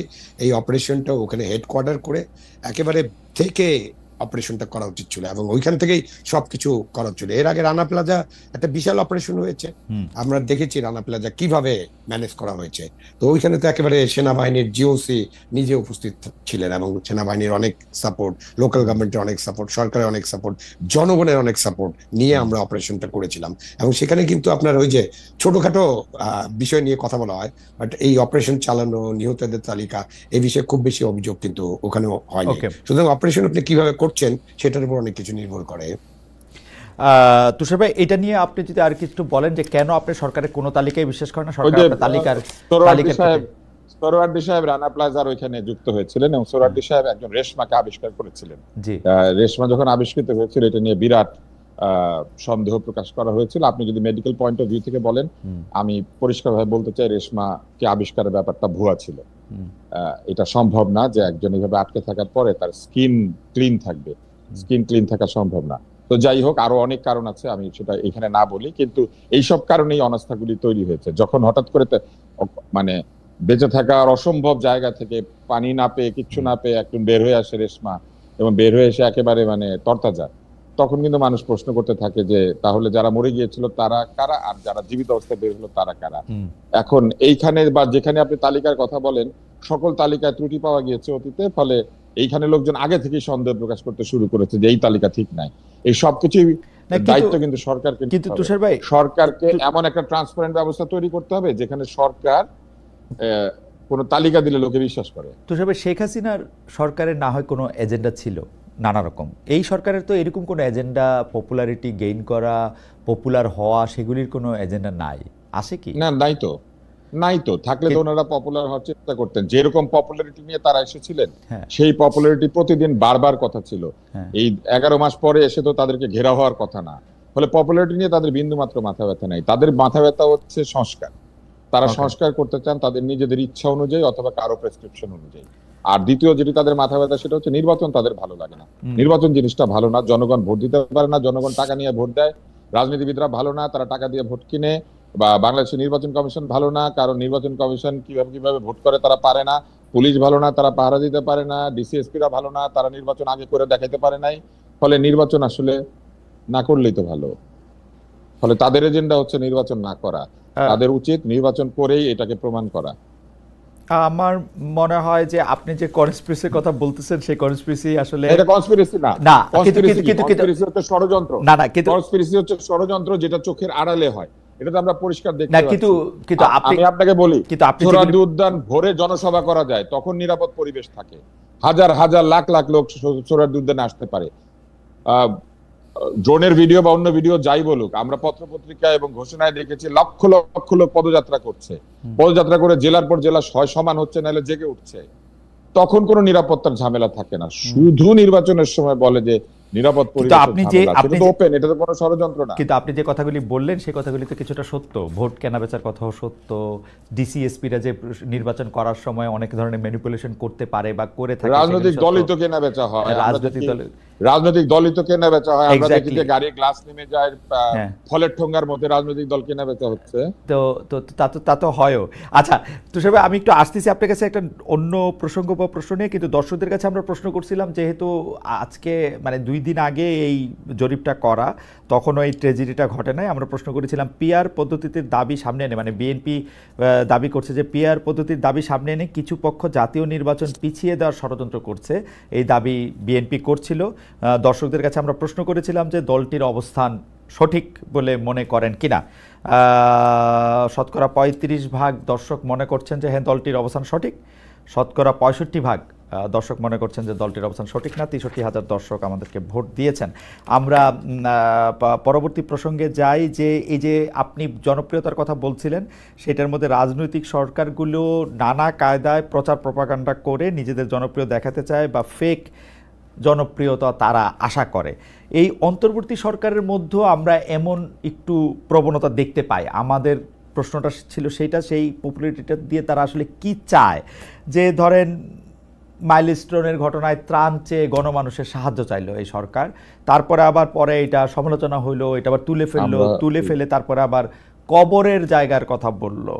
এই মানে এই সরকারের মধ্যে এই জনপ্রিয় হওয়ার কৌশল বা এইটার কারণটা কি, এটা যদি একটু আমাদের ছোট করে বলতেন। আমাদের অনেকগুলি বিষয় আসলে আপনাদের প্রশ্ন করতে হবে। তুষার ভাই বলেন একটু ছোট করে। আমি আপনাকে একটা জিনিস বলি, এই সরকারের প্রধানের নামে যে স্ট্যাটাসগুলি দেওয়া হয়, স্ট্যাটাসগুলি কার সঙ্গে আলোচনা করে দেওয়া হয়? প্রেস উইং কি নিজে সিদ্ধান্ত নিয়ে দেয়, নাকি উনি নিজেই এটা দেখেন? ওনার নিজের নামে যে জিনিস যাবে সেটা তার নিজের দেখা উচিত, প্রেস উইং এর হাতে ছেড়ে দেওয়া উচিত না।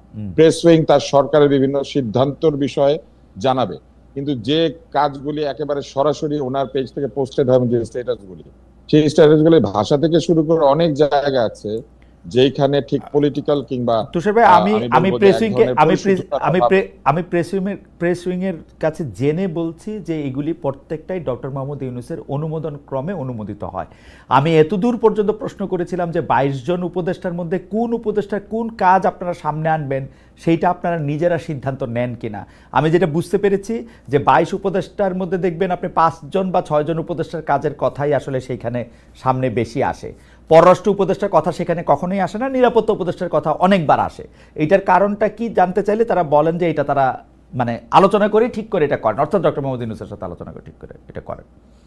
তাহলে আমি বলবো যে এই জায়গাতে যেহেতু উনি নোবেল বিজয়ী হতে পারেন, কিন্তু এই ধরনের পপুলার কমিউনিকেশন বা পিপলস কমিউনিকেশন, এই জায়গাতে আমার মনে হয় যে তার অত্যন্ত ঘনিষ্ঠ কোনো ব্যক্তি যার এই ধরনের ধারণা আছে তাকে তার নিয়োগ দেওয়া উচিত বা নিযুক্ত করা উচিত, যাতে তারা তাকে প্রপারলি অ্যাডভাইস করতে পারেন। কেননা এই জায়গাতে আমি যথেষ্ট ঘাটতি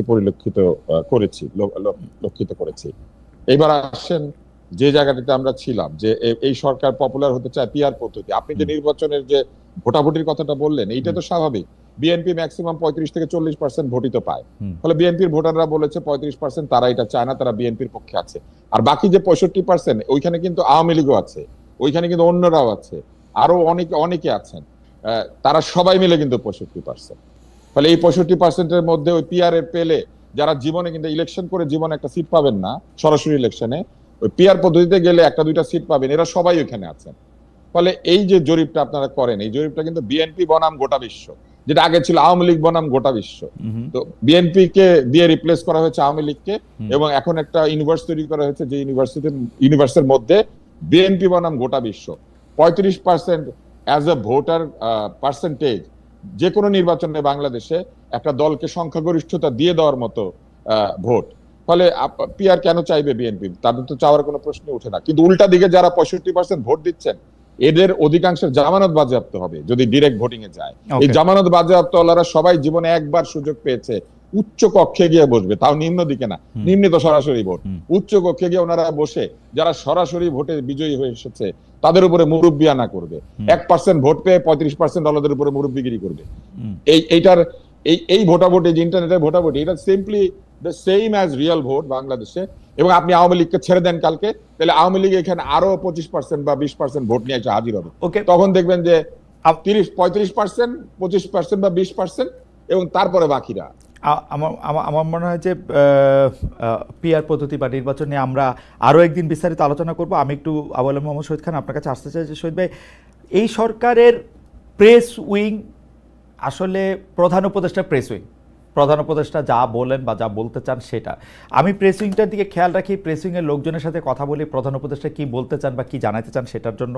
কিন্তু আমি প্রধান উপদেষ্টার মধ্যে এক ধরনের পপুলিস্ট হওয়ার মানে আকাঙ্ক্ষাটা দেখি। এইটার কারণটা কি? উনি তো ভোটে দাঁড়াবেন না, উনি এই পপুলারিটিটা কেন তিনি অর্জন করতে চান? মানে যখন যেদিকে ছাতা সেদিকে বৃষ্টি ধরে আপাত মানে খুব বাহবা পাওয়ার কিছু পথ করে দিয়ে।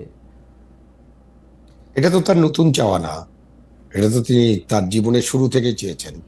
সবসময় তার একটা পপুলার হওয়ার একটা কাজ উনি করতেন। আপনি নোবেল লরেট হওয়ার পরে যেভাবে গেলেন একেবারে একটা বিমান নিয়ে পুরস্কার আনতে, বা যে আপনি তাকে যদি তার পুরো জীবনটা দেখেন, তো তিনি তো সবসময় চেয়েছেন লাইমলাইটে থাকতে, পপুলার, মানে তার জায়গায় 000 ওখানে ছিলেন। তো সুতরাং উনি পপুলার হতে চান, এটা তার মধ্যে আছে, এটা মানুষ স্বাভাবিকভাবে হতে চায়। বাট এখন উনি যে রাজনীতি এবং কূটনীতি এবং আমার যে নীতি, যেখানে আপনার আমাদের ভূ রাজনৈতিক যে পরিস্থিতি, আমাদের যে সিকিউরিটি নীতি, এই যে 3 জায়গায় উনার যেসব কাজ উনি আগে জীবনে করেছেন, সেই সব কাজে উনি অনেক সাকসেসফুল, মানুষের ব্যাপারে কোনো সন্দেহ নেই, সেটা নিয়েও হয়তো অনেকে সমালোচনা করবে। বাট এখানে এসে তার যে 3টা জায়গা, সেই 3টা জায়গায় তিনি তো ভালোভাবে তার পদক্ষেপগুলো নিতে পারছেন না, ভালোভাবে কাজটা করতে পারছেন না, মানে কাজগুলো ভালোভাবে হচ্ছে না, এটা আমরা দেখছি। তো সুতরাং উনি উনার কাজের মধ্য দিয়ে পপুলার হতে চাইবেন, কিন্তু এইরকম আপনি ফেসবুক পোস্টিং দিয়ে কি পপুলার হওয়া যায় নাকি? পপুলার হওয়ার জন্য আরো অনেক কিছু আছে। অবশ্যই আমরা চাইবো যে আমাদের যে অন্তর্বর্তীকালীন সরকার বা যে কোনো সরকার, তারা তাদের জনভিত্তি থাক, জনগণ তাদেরকে পছন্দ করুক। জনগণের যদি পছন্দ না থাকে তাহলে তো ওই সরকারটা রান করবে না। সুতরাং অন্তর্বর্তীকালীন সরকারের প্রতি জনগণের সমর্থনটা থাকা দরকার, এবং জনগণের সমর্থন পাওয়ার জন্য তাদেরকে যে কাজগুলো করতে হবে অর্থনৈতিক ক্ষেত্রে, রাজনৈতিক ক্ষেত্রে, আইন শৃঙ্খলা বজায় রাখার ক্ষেত্রে, দ্রব্যমূল্যের ক্ষেত্রে, এরকম অনেকগুলো উদাহরণ দেওয়া যায় যে ডে টু ডে যে কাজ, সেই কাজগুলো ভালোভাবে করতে হবে, সেখানে তাদের পপুলার হওয়ার সম্ভাবনা বেশি। আপনি ফেসবুকে কি লিখলেন না, কবরের জায়গা দিলেন কি দিলেন না, আপনি কত টাকা তাদেরকে অনুদান দিবেন কি দিবেন না, এগুলো দিয়ে তো আসলে পপুলারিটি নির্ভর করে না। এবং আমাদের তো বলেন না, আপনি আপনি আপনি আপনি এটা পরিষ্কার করছেন। আমাদের দর্শকরা একটা বিষয় পরিষ্কার করতে চান যে আমাদের মন্ত্রণালয়ের চিফ এক্সিকিউটিভ অফিসার তো নিশ্চয়ই মন্ত্রী। আমাদের যে বর্তমান আইন অনুযায়ী চিফ এক্সিকিউটিভ অফিসার মন্ত্রী, মন্ত্রী বা উপদেষ্টা যিনি আছেন। আচ্ছা, সেই হিসাবে শিক্ষা সচিবকে যে প্রত্যাহার করা হয়েছে একটা ডিসিশনের উপর ভিত্তি করে, এইটা কি ঠিক করা হয়েছে? মানে মানে মানে আমার শিক্ষা উপদেষ্টা সিআর আবরার আমার খুবই প্রিয় মানুষ, আমি তাকে পছন্দ করি, উনিও হয়তো আমার পছন্দ করেন, কিন্তু যদি এইখান থেকে কাউরে প্রত্যাহার করতে হয় তো মানে ডিসিশনটা কি শিক্ষা সচিব নিতে পারেন? বা মানে উনি যদি সিইও হন, উনি কি তার চিফ অপারেশন অফিসারের উপর দায়িত্ব দিতে পারেন যে তার কারণে আমি এটা কথা শুনি নাই? তাহলে না, এরকম কথা বললে তো এটা মানে তাহলে লেজটা আসলে নড়াইতেছে কে? Who is wagging the dog? এটা তো অনেক পুরানো একটা রাজনৈতিক কথা আছে না, কুকুর লেজ নাড়ে না, লেজ কুকুরকে নাড়ায়, সেটা আমরা দেখতে চাচ্ছি। আর প্রথমত হলে এই সিদ্ধান্ত অন্যায় সিদ্ধান্ত, আপনি এই শিক্ষা সচিবকে যে প্রত্যাহার করা হয়েছে এটা একটু অন্যায়। এটাও আপনি একটা ধামাচাপা দেওয়ার চেষ্টা করছেন, যে আপনি এটা করে আপনি হয়তো রোজটাকে থামানোর চেষ্টা করেছেন, কিন্তু রোজ থামানোর জন্য আপনি একজনকে অপমান করতে পারেন না। সুতরাং এই দায়িত্বটা সবাই মিলে নেওয়ার কথা ছিল, এবং এই দায়িত্বটা ঠিক মতো পালন করা হয়নি, এটা পরিষ্কার করা উচিত ছিল। এবং এই দায়িত্ব পালন না করার জন্য একদম পুরো উপদেষ্টা পরিষদ প্রধান উপদেষ্টা পর্যন্ত যাবেন, কারণ হলো যে এসব সিদ্ধান্ত প্রধান উপদেষ্টা পর্যন্ত যাবে। আমাদের দেশে তাই যায়। ইন্টারমিডিয়েট পরীক্ষা কালকে হবে না, কারণ এটা রাষ্ট্রীয় শোক দিবস, এত বড় একটা ট্রেজেডির ঘটনা ঘটছে। এইটা আমি বললাম যে আমি এটা করে দেন, মানে আপনি শিক্ষা উপদেষ্টার ভাষণ শোনেন, শিক্ষা উপদেষ্টা বলছেন যে আমি এটা বলছি এটা করে দেন, শিক্ষা সচিব বলছে না পরীক্ষা পিছানোর দরকার কি, সেই জন্য আর করি নাই। আমি কি মানে আমার নিজের কান বিশ্বাস হয় না শহীদ ভাই, মানে সত্যি সত্যি যে এইটা এইটা এটা এটা সম্ভব কোনো মানে অ্যাডভাইজার বা মিনিস্টারের পক্ষে এটা বলা? আমার মনে হয় না শিক্ষা সচিব বা যে কোনো সচিব এই ধরনের কথা বলবেন, কারণ তারাও তো এই দেশে বসবাস করেন, তাদের তো সেন্সিটিভিটিটা বোঝার সামর্থ্য আছে। এত বড় একটা দুর্ঘটনা, জাতীয় শোক দিবস, তখন যদি আমাদের আলোচনা হয় যে পরীক্ষা নেওয়া যাবে কিনা, আর আমরা শিক্ষা সচিব বলবেনই যে আর জনাব খান আমরা সচিবদের চিনি না, এই পাঙ্গা মানে কি পাবদা মাছ 9 ইঞ্চির জায়গায় 9.5 ইঞ্চি হয়েছে দেখে পুরো পাবদা মাছ ফেরত দিয়ে আবার পাবদা মাছ শিক্ষা সচিবরা কিনাই না দেয় নাই মন্ত্রীদের। তো মানে আর মন্ত্রীদের সিদ্ধান্ত সচিবরা বলবে আমি এটা করব না, তাও এরকম একটা যৌক্তিক সিদ্ধান্ত না। এটা সম্ভাবনা একদম জিরো। আমি জানি না কি পর্যায়ে আলোচনা হয়েছিল এবং আলোচনাটা ঠিক মতো হয়েছে কিনা। এখানে একটা তারা সবাই মিলে এই জায়গায় একটা জগা খিচুড়ি পাকিয়ে দিছে। এখন তো দাবি উঠবে যে আবার অটো পাস দাও, রাইট, ওইদিকে যাচ্ছে মনে হয়। রাইট এই পরীক্ষা দিতে পারে অটো পাস দাও অথবা অন্য কিছু একটা করো, বিমান কেন এই কেন সেই কেন। আচ্ছা তুষার ভাই, আমি একটু পলিটিক্যাল লিডারদের কথা আসি এবং ডাক্তারদের মানে চিকিৎসা পার্সপেক্টিভে। সেটা হচ্ছে যে এই যে মানে কোনো একটা দুর্ঘটনা ঘটলে, কোনো একটা ট্র্যাজেডি ঘটলে প্রচুর মানুষ আসলে দেখতে যান, বার্ন ইউনিটে দেখতে গেছেন না, মানে যখন একটা দগ্ধ রোগীর সবচেয়ে বড় বিষয় থাকে হচ্ছে সংক্রমণ। আমাদের যেহেতু মানে ওর চামড়াগুলি ক্ষতিগ্রস্ত হয়, ব্যাকটেরিয়া আটকাইতে পারে না, সেখানে দলে দলে লোকে তাদেরকে দেখতে যান, সাংবাদিকরা যান, কন্টেন্ট ক্রিয়েটররা যান, জামায়াত যান, বিএনপি যান, মির্জা ফখরুল যান, জামায়াতের আমির যান। এগুলি কি এতবার বলার পরও মানে এটা কোনো আইন করে এটা বন্ধ করা যায় না? এটা মানে এটার কোনো স্কর্ডন করা যায় না যে না তোমরা যাইতে পারবা না? এটা কি মানে এটা কবে গেলে তারা এটা শিখবে যে মানে এটা যাইতে হবে না তাদের, বা তারা গিয়ে কি উপকারটা করেন, মানে এটাও যদি একটু বলতেন ডক্টর তুষার। আমরা শহীদদের কাছে একটু শুনতে চাইবো যে আপনি বলার পরে যে তারা উপকারটা কি করেন, মানে আমরা তাদেরকে গিয়ে তারা এটা কি দেখান, এবং কন্টেন্ট ক্রিয়েটাররা যে খুব একটা পোড়া বাচ্চা আমাদেরকে দেখাইতেছেন, এটা দেখায় ওরা কি বুঝাতে চান যে বাচ্চাটা পুড়ছে, মানে ওদের লেখায় আমরা আর বিশ্বাস করতেছি না।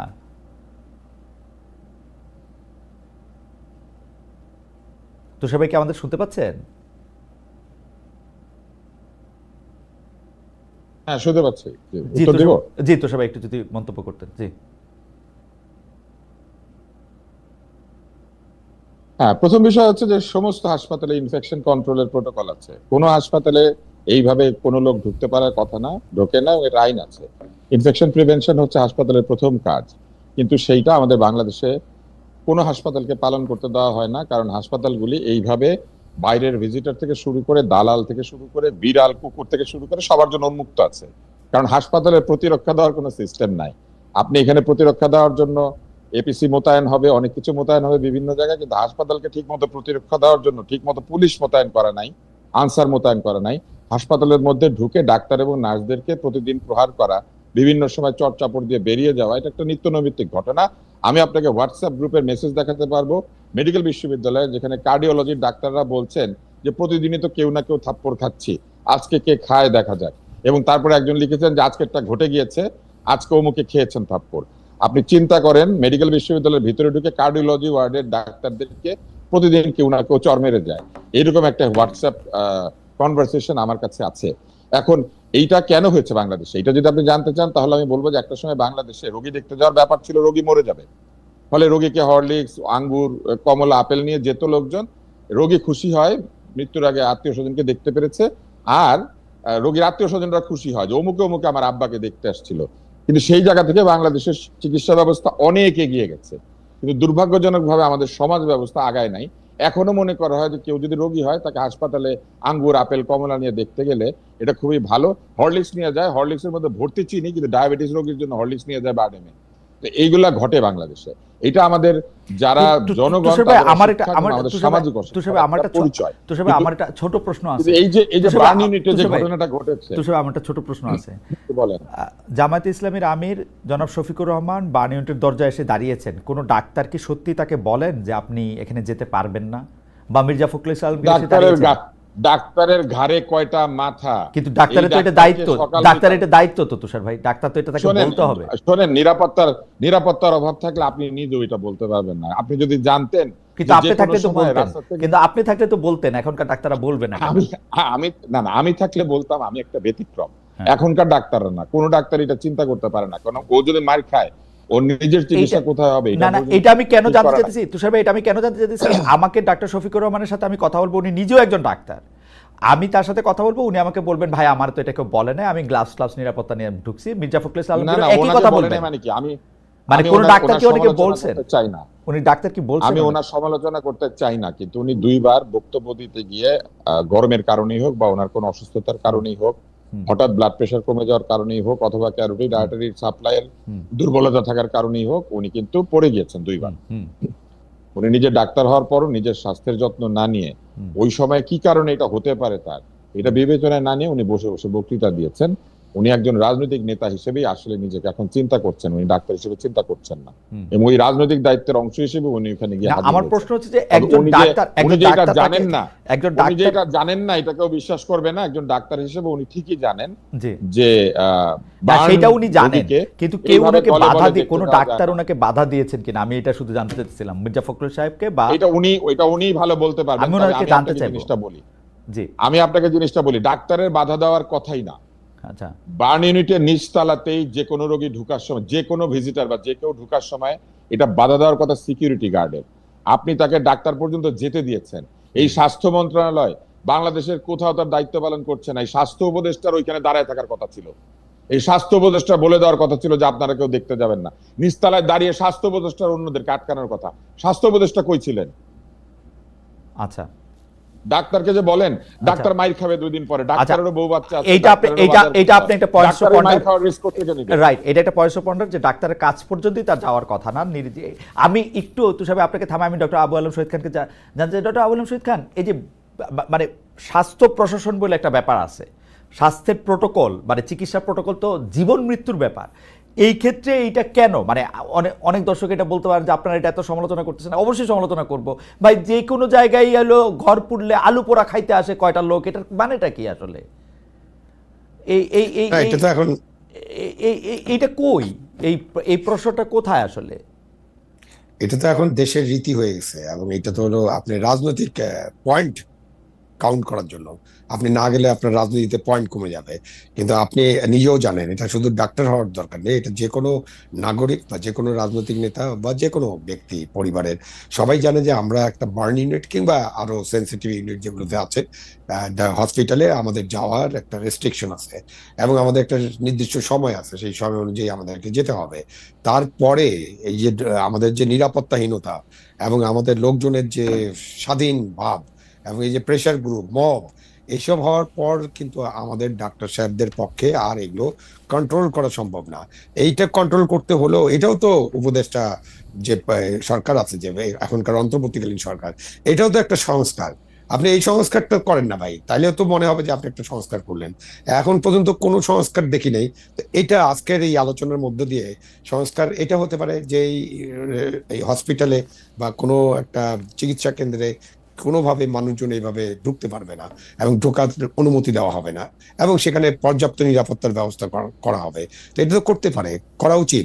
এখন স্বাস্থ্য উপদেষ্টা কোথায় আছেন, কি করছেন, কিভাবে দেখছেন জিনিসগুলোকে, এগুলো তো সম্পর্কে আমাদের কিছুই জানা নেই। সারা দেশেই তো আপনি ডাক্তার বলেন, শিক্ষক বলেন, আইনজীবী বলেন, জাজ বলেন, সচিবালয়ের কর্মচারী কর্মকর্তা বলেন, পুলিশ বলেন, সকলের উপরে তো চড়াও এক ধরনের মপতন্ত্র, এবং সকলেই এখন ভয়ে অস্থির কখন তার কি হবে। এই যে আপনি শিক্ষা সচিবকে যে অবমুক্ত করা হলো বা সরিয়ে দেওয়া হলো, এটা দিয়ে আপনি কি মেসেজ দিলেন? যে আমাদের ইচ্ছা হলে আমরা যে কাউকে সরিয়ে দেব, তারপর আমরা একটা যুক্তি দিব। ওনাকে বলেছিলাম, উনি কথা শুনে নেই। ও কি সুন্দর যুক্তি! তো এটার ফলে তো আপনি পুরা সচিবালয় মানে পুরা সিস্টেমে আপনি একটা প্যানিক সৃষ্টি করছেন, প্যানিক ছড়িয়ে দিচ্ছেন। রাইট। তুষার ভাই, আমি আরেকটা বিষয় আপনি একটু প্রশ্ন করতে চাই। আপনি অনেক দিন ধরে হচ্ছে ব্লাড ব্যাংক বা সন্ধানী যখন প্রথম হয়েছে, তার আগে যখন ব্লাড ব্যাংক ছিল সেগুলির সাথে আপনি জড়িত। আমাদের আসলে যেটাকে ব্লাড ব্যাংক বলে সেটার আসলে অবস্থাটা আসলে কি? আমরা কালকে এই যে অনেক লোক হাসপাতালে গেছে, এটা একটা বড় কারণ, কিন্তু তারা রক্ত দিতে গেছে। কারণ অনেক বড় বড় ইনফ্লুয়েন্সাররা আহ্বান জানিয়েছেন যে রক্ত দিতে হবে, আপনারা যে যেমনে পারেন সেখানে গিয়ে আসলে রক্ত দেন। এইটার কারণটা কি? মানে আমাদেরকে আসলে ব্যাংকে প্রাথমিক ধাক্কা সামাল দেওয়ার মতো রক্ত থাকে না, তারপর আত্মীয় স্বজনের মাধ্যমে সেটা বলা, নাকি ব্যাপারটা এরকম? কারণ আমি কালকে খোঁজ নিয়ে জেনেছি কয়েক হাজার মানুষ সেখানে শুধু রক্ত দিতে গিয়েছেন, অনেক হাসপাতালের অনেক জায়গায় কয়েক হাজার, এটা বেশি হইতে পারে। আমি একটু আপনাকে জিনিসটা ব্যাখ্যা করি। এটা একটা টেকনিক্যাল ব্যাখ্যা। প্রথম হচ্ছে যে মানুষ আসলে উৎসাহে চলে যায়, মানুষ কিছু করতে চায়। তো সাধারণ মানুষ কি করতে পারে? রক্ত দিতে পারে অথবা কিছু টাকা দিতে পারে। তো তারা রক্ত দিয়ে আরো তাদের এই ভালোবাসা বা মনে করেন যে তাদের যে কন্ট্রিবিউশন সেটা করতে চায়, এটা খুব একটা খারাপ কিছু না। আর রক্তের প্রয়োজনও হয়। বার্ন ভিকটিমকে আসলে সরাসরি রক্ত দেয় না, প্লাজমা দেয় বা অনেক সময় ভিন্ন ভিন্ন রক্তের যে কণিকা আছে সেগুলো দিতে হয়। এটা ডিসাইড করেন ডাক্তাররা, এগুলিকে আলাদা করতে হয়, রক্ত থেকে আলাদা করতে হয়। তো ফলে বার্ন ভিকটিমকে কি দেওয়া হবে এটা ডাক্তাররা সিদ্ধান্ত নেন। আমাদের যে ব্লাড ব্যাংক আছে, যেগুলো সরকারি ব্লাড ব্যাংক, সেগুলো কিন্তু সায়েন্টিফিক ব্লাড ব্যাংক, এবং সেখানে মোটামুটি রক্তের মজুদ থাকে, একেবারে থাকে না, আপনার কাছেও রক্তের মজুদ থাকে। কিন্তু এই ধরনের ক্রাইসিস মোমেন্টে যে পরিমাণ রক্তের প্রয়োজন হয় সেই পরিমাণ রক্ত আসলে কোনো ব্যাংকে রাখাটা ফিজিবল না। কেননা আপনার সাধারণ সময়ে 500 ব্যাগ ব্লাড দরকার হয় মনে করেন, এই সময় দরকার হচ্ছে 1500 ব্যাগ। কিন্তু সাধারণ সময়ের জন্য 500 ব্যাগ রাখা ঠিক আছে, কিন্তু সবসময় ইমার্জেন্সির জন্য 1500 ব্যাগ ব্লাড রেখে দিলে ব্লাড কিন্তু নষ্ট হয়। ব্লাড কিন্তু পচনশীল দ্রব্য, এটা রেখে দেওয়া যায় না অনেকদিন পর্যন্ত। তাই এইটার একটা ম্যানেজমেন্ট আছে, এবং ঢাকা মেডিকেল কলেজে একটা বিভাগই আছে এই ব্লাড ব্যাংক, ব্লাড বিষয়ক। ফলে ঢাকা মেডিকেল এবং ইভেন বার্ন ইউনিটে অত্যন্ত আধুনিক ব্লাড ব্যাংক আছে, এবং সেখানে এগুলো করার সুযোগ সুবিধা তাদের আছে। বিষয়টা হচ্ছে যে কি কার কি গ্রুপের ব্লাড লাগবে এটাও কিন্তু চাহিদা অনুযায়ী আনতে হয়। যখন এরকম সবাই মিলে ব্লাড দিতে চলে যায়, তখন যেই গ্রুপগুলি বেশি, ও বি, এইগুলির অনেক রক্ত চলে আসে। কিন্তু যেগুলির নেগেটিভ ব্লাড কিংবা ধরেন এবি, এই ধরনের ব্লাড যেগুলো কম পাওয়া যায়, এগুলা কিন্তু কম আসে। তাই ব্লাড দিতে গেলে আসলে চাহিদা অনুযায়ী ব্লাড দেওয়াটাই জরুরি। আমাদের দেশের যে ম্যানেজমেন্টটা নাই সেটা হচ্ছে ব্লাড ডোনারদের একটা ডেটাবেস, একটা সেন্ট্রাল ডেটাবেস নাই। সন্ধানীর একটা ডেটাবেস আছে, বাঁধন নামে একটা অর্গানাইজেশন আছে, তাদের আছে, রেড ক্রিসেন্টের একটা ডেটাবেস আছে, কারা অ্যাক্টিভ ব্লাড ডোনার আর কারা এখন আর অ্যাক্টিভ ব্লাড ডোনার না, তাদের বয়স অনেক হয়ে গিয়েছে, তারা এখন আর ব্লাড দিতে পারছেন না। যেমন আমি আমার জীবনের প্রথম ব্লাড দেওয়া এবং চোখ দান করা একসাথে করেছি 18 বছর হওয়ার সাথে সাথে।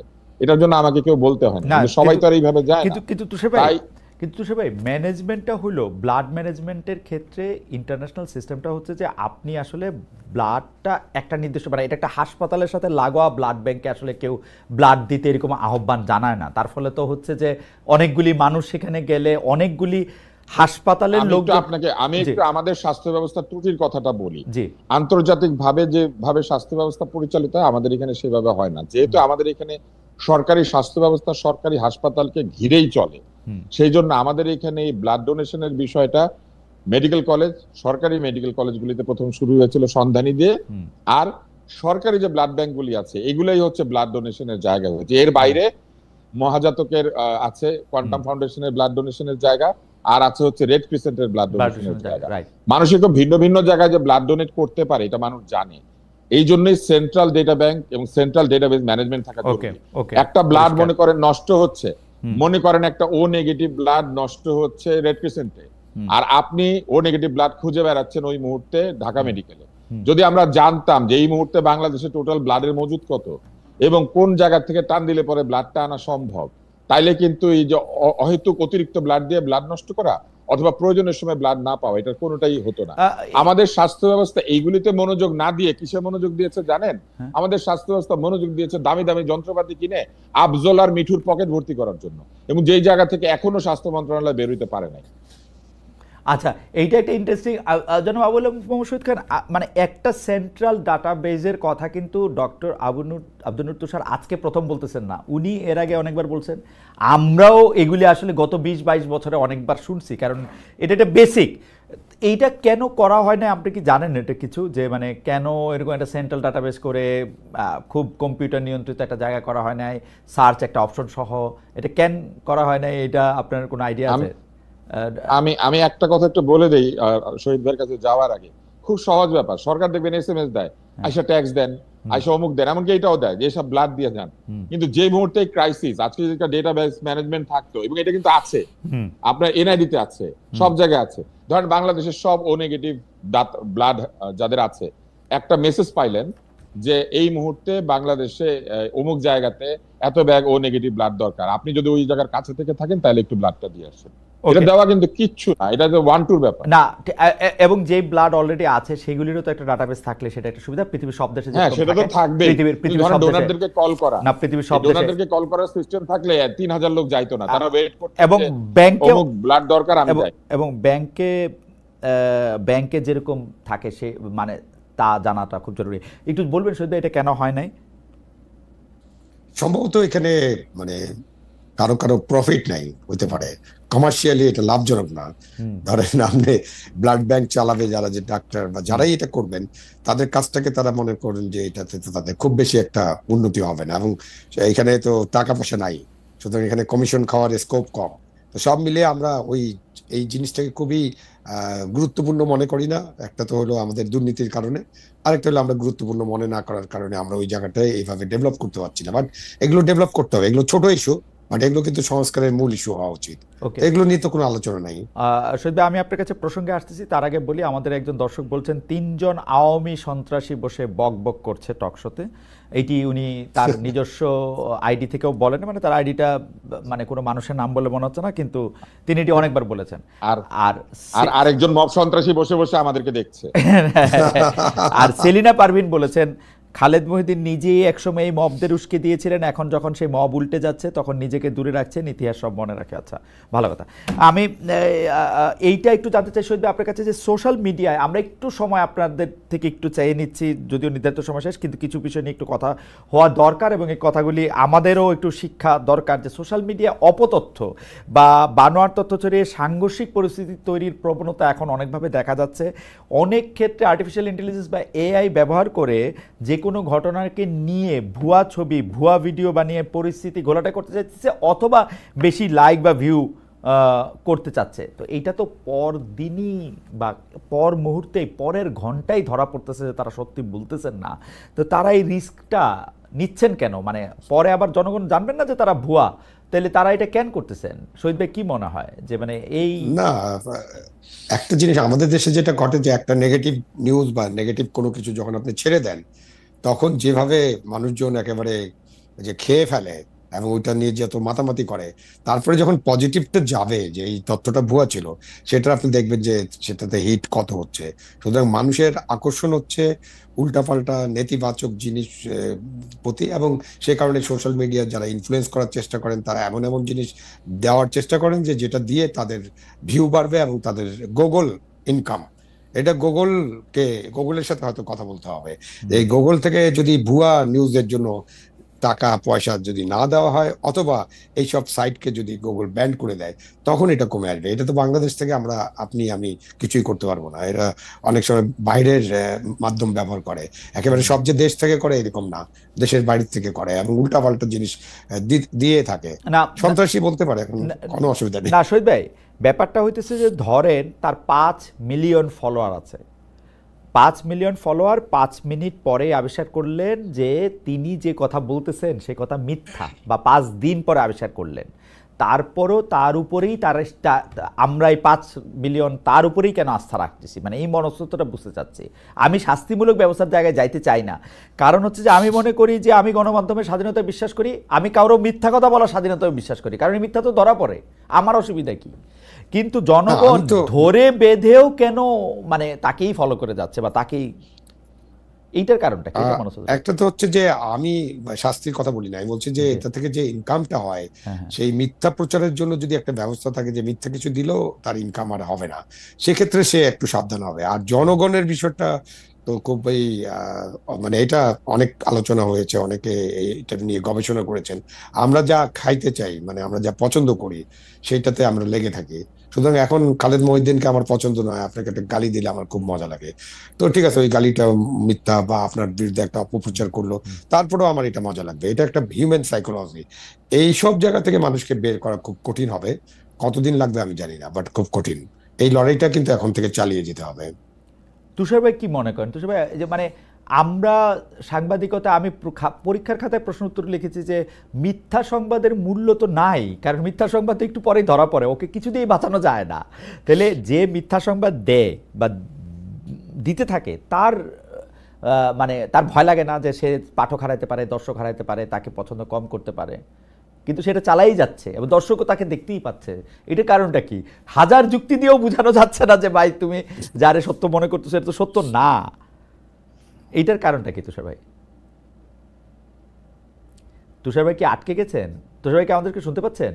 মিথ্যা সংবাদ, না না না না না জি, না জি। না না, আমি শুনতে পাচ্ছি। জি। মিথ্যা সংবাদ ছড়ানোর কারণ হচ্ছে ইন্টারনেটে যখন কোনো এই ধরনের ভিডিও আসে, এটা প্রথম 5 দিনে যে লাইক ভিউ কামাই করে এবং এটার মাধ্যমে যে ডলার পাউন্ড পাওয়া যায়, এটা 5 দিনের মধ্যে মূল কামাইটা হয়ে যায়। এরপরে এটা যে মিথ্যা, সেটা দিয়ে আরেকটা ছাড়লে ওইটাও আবার একইভাবে পয়সা করে আনতে থাকে। তাই যারাই গুজব ছড়ান তারা প্রথমে গুজব ছড়িয়ে দিয়ে পয়সাটা কামান, তারপরে আবার এই গুজবটাকে ডিবাঙ্ক করে আরেকবার পয়সাটা কামান। এবং শুধু তাই না, ওই 4-5 দিনের মধ্যে এটা যখন ডিবাঙ্ক হয়ে যেতে শুরু করে, মানুষ কে ছড়িয়েছিল এটা ভুলে যায়। কারণ গুজবটা বিদ্যুৎ বেগে সবাই নিয়ে এমন ভাবে ছড়িয়ে দেন যে তারা মোটামুটি বৈষম্যহীন ভাবে এই টাকা পয়সা শেয়ার করতে থাকেন। এটা মূলত সোশ্যাল মিডিয়ার দুর্বলতা। যে দুর্বলতাটা কাজে লাগাতে পারতো বাংলাদেশের মেইনস্ট্রিম মিডিয়া, তারা নিজেদেরকে সততার প্রতিমূর্তি হিসেবে সঠিক সংবাদ ছড়িয়ে দিয়ে মানুষকে আস্থার জায়গাতে নিয়ে আসতে পারতো, যে ঠিক খবর পাওয়ার জন্য আমাদের সোশ্যাল মিডিয়া যাওয়ার দরকার নাই। কিন্তু ওনারা যা করেছেন তাতে করে এই গুজব ছড়ানোর প্রক্রিয়াটাকে আরো ভালোভাবে উস্কে দিয়েছেন। এই কারণ ওনারা নিজেরা এইসব জায়গা থেকে ধার করে সংবাদ পরিবেশন করেন, ওনারা নিজেরা ইন্টারনেটে ফেসবুকে বসে থাকেন। আপনি দুটো সেট কভার করছেন। আপনি অডিয়েন্সের জায়গা থেকে যদি আপনি বলতেন তুষার ভাই, যেমন ধরেন আমি অডিয়েন্স, আমি এখন যে মিথ্যা সংবাদ মানে ধারাবাহিকভাবে দিতেছে বা গুজব দিতেছে তারে আমি এত পরিত্যাগ করি না, তারে আমি এত পছন্দ করতেছি। সেটা হচ্ছে এন্টারটেইনমেন্ট। আমি আপনাকে একটা মজার জিনিস বলি, আমরা যখন ছোট ছিলাম, ইত্তেফাক ছিল বাংলাদেশের সবচেয়ে বড় পত্রিকা। হ্যাঁ, কিছুদিন পর পর ইত্তেফাক একটা সংবাদ ছাপতো, পটলের মধ্যে মানুষের মুখ, কিংবা বেগুনের মধ্যে হাতির ছবি, বা বেগুনের মধ্যে গণেশের ছবি, মানে এইটা দিত আর কি। আবার আরেকটা সংবাদ ছাপতো, বট গাছের উপরে তাল গাছ, তাল গাছের উপরে আগুন জ্বলেছে। এটা তারা কিছুদিন পর পর দিত, ইত্তেফাকের মতো পত্রিকা। কারণ এই সংবাদ দিলে মানুষ এটা নিয়ে বেশ আলোচনা করে, এটা এক ধরনের সেন্সেশনাল খবর আর কি। তো এইটা আসলে বহুদিনের প্রবণতা। এইসব সংবাদ পড়তে মানুষ বেশ পছন্দ করে, please believe it or not এর মতো। মনে মনে মানুষ যেটা ভাবে সেটা একখানে উস্কানি পেয়ে যায়, যা যা ভেবেছিলাম এটাই তো ঠিক। এটা নিয়ে আবার চায়ের দোকানে বেশ গল্প গুজব করে, বলছিলাম না অমুক ওয়েবসাইটটা দেখো, আমার কথাই ঠিক। আসলে উনিও গুজব ছড়াচ্ছিল, ওই ওয়েবসাইটে গুজব ছড়ায়। কে যে কাকে আগের মিথ্যাটা বলেছে সেটা সে জানে না। আরেকটা হচ্ছে এই ধরনের রসালো গুজব মানুষ পছন্দ করে। আপনি দেখবেন যে কিছু কিছু জায়গাতে মানুষ যায় শুধু গালি শোনার জন্য, সে নিজে কিন্তু এই গালিটা দেয় না, কিন্তু অমুকে গালি দিচ্ছে এটা দেখে সে খুব আনন্দ পায়। মানে আরে অমুক ভাই তো তমুক ভাইরে ফাটায় দিল, এটা সে বসে বসে দেখে। যেমন আপনি মোহাম্মদ আলী ফ্রেজিয়ারকে ঘুষি দিয়ে শোয়াই দিচ্ছে, আমাদের যেমন একটা আনন্দ লাগে না, ওরকম এরা নিজেরা কোনো কথাবার্তা বলতে পারে না, এদের নিজেদের ভাষা নাই, এদের নিজেদের কোনো যুক্তি নাই, কিন্তু ধরেন আমি আর আপনি মারামারি করছি, এটা দেখে সে আনন্দে মানে মরে যায়, আরে ভাই খালেদ ভাই তো অমুক দিন তুষার ভাইরে শোয়াই দিল। আচ্ছা আচ্ছা আচ্ছা, এবং আপনি দেখবেন এটা সত্যি সত্যি তারা আপনার এই বক্তব্য ধরে এটা ছোট রিল হইতে পারে, যে দেখা গেল যে এটাতে আর আমরা শেষ প্রসঙ্গে আসি। যেমন আমি একবার মাশরাফির একটা সমালোচনা করেছিলাম, আমি দেখলাম সবাই এটা করছে, মাশরাফিকে ধুয়ে দিলেন। হ্যাঁ, আমি তো ওরে ধুয়ে দেই নাই ভাই, ধুয়ে দিলে তো পরিষ্কার হয়ে গেল। আমি ওর গায়ে যে ময়লাটা লেগেছে আমি তাকে সতর্ক করেছি যে তোমার গায়ে ময়লাটা লাগবে না। দেখেন এত বছর পরে এসছে, ওই ময়লার কারণে তার প্রাইস গুলা লোকে ছুঁড়ে ফেলে দিচ্ছে, তার বাড়িটাকে জ্বালিয়ে দিচ্ছে। আমি কিন্তু বহু আগে তাকে সতর্ক করেছিলাম। এখন আমাকে নিয়ে তখন বলেছে মাশরাফিকে ধুয়ে দিলেন, কিন্তু বিশ্বাস করেন বাংলাদেশে যদি একটা ক্রিকেটারকে আমি পছন্দ করি, প্রথমে সেটা মাশরাফি, দ্বিতীয় যদি পছন্দ করি সেটা সাকিব, তৃতীয় হচ্ছে তামিম, চতুর্থ হচ্ছে মুশফিক, পঞ্চম হচ্ছে মাহমুদুল্লাহ রিয়াদ। এখন ধরেন আমি যদি কালকে একটা লিখি, যেমন এই যে 5 জনের নাম বললাম না, বলবে ফ্যাসিস্টের 2 দোসরের নাম বললেন তুষার। না আপনাকে আমি ওর খেলা দেখতে পারবো না। আপনাকে এমনিতেই যথেষ্ট পরিমাণ আওয়ামী লীগের বলা হইতেছে এখন, এবং এই ধুয়ে দেওয়া এটা বলে কোনো লাভ নেই। আওয়ামী লীগ নিজে বিশ্বাস করে না আমি আওয়ামী লীগ। আওয়ামী লীগ যদি আমাকে নিজে বিশ্বাস করতো, আওয়ামী লীগ 16 বছরে আমার বাড়িতে অন্তত একটা লাড্ডু হইলেও পাঠাইতো। এই ধুয়ে দিলেন প্রসঙ্গে আমি প্রায় শুনি যে, মানে প্রায় শুনি না, দেখি খালেদ মহিউদ্দিনকে ধুয়ে দিলেন, অমুক ধুয়ে দিলেন, ধুইতে ধুইতে আমি একদম পরিষ্কার হয়ে যাচ্ছি। আর মানে এটা ভালো হইতেছে, একরকম ময়লা থাকতেছে না গায়ে। শহীদ ভাই, আমরা একটা শেষ প্রসঙ্গে আসি, আপনি এটা শুরু করবেন, আমি তুষার ভাই থেকে এটা জানতে চাইবো। অনেক দর্শক জানতে চাইতেছেন যে আসলে যার সাথেই দেখা হয়, যার সাথেই কথা হয়, আমরা বাংলাদেশিরা মানে মনে হয় যেন ভবিষ্যৎ নিয়ে খুব ভীত, এবং মনে হয় যেন ভবিষ্যতে কি হবে এটা ঠিক বুঝতে পারতেছেন না।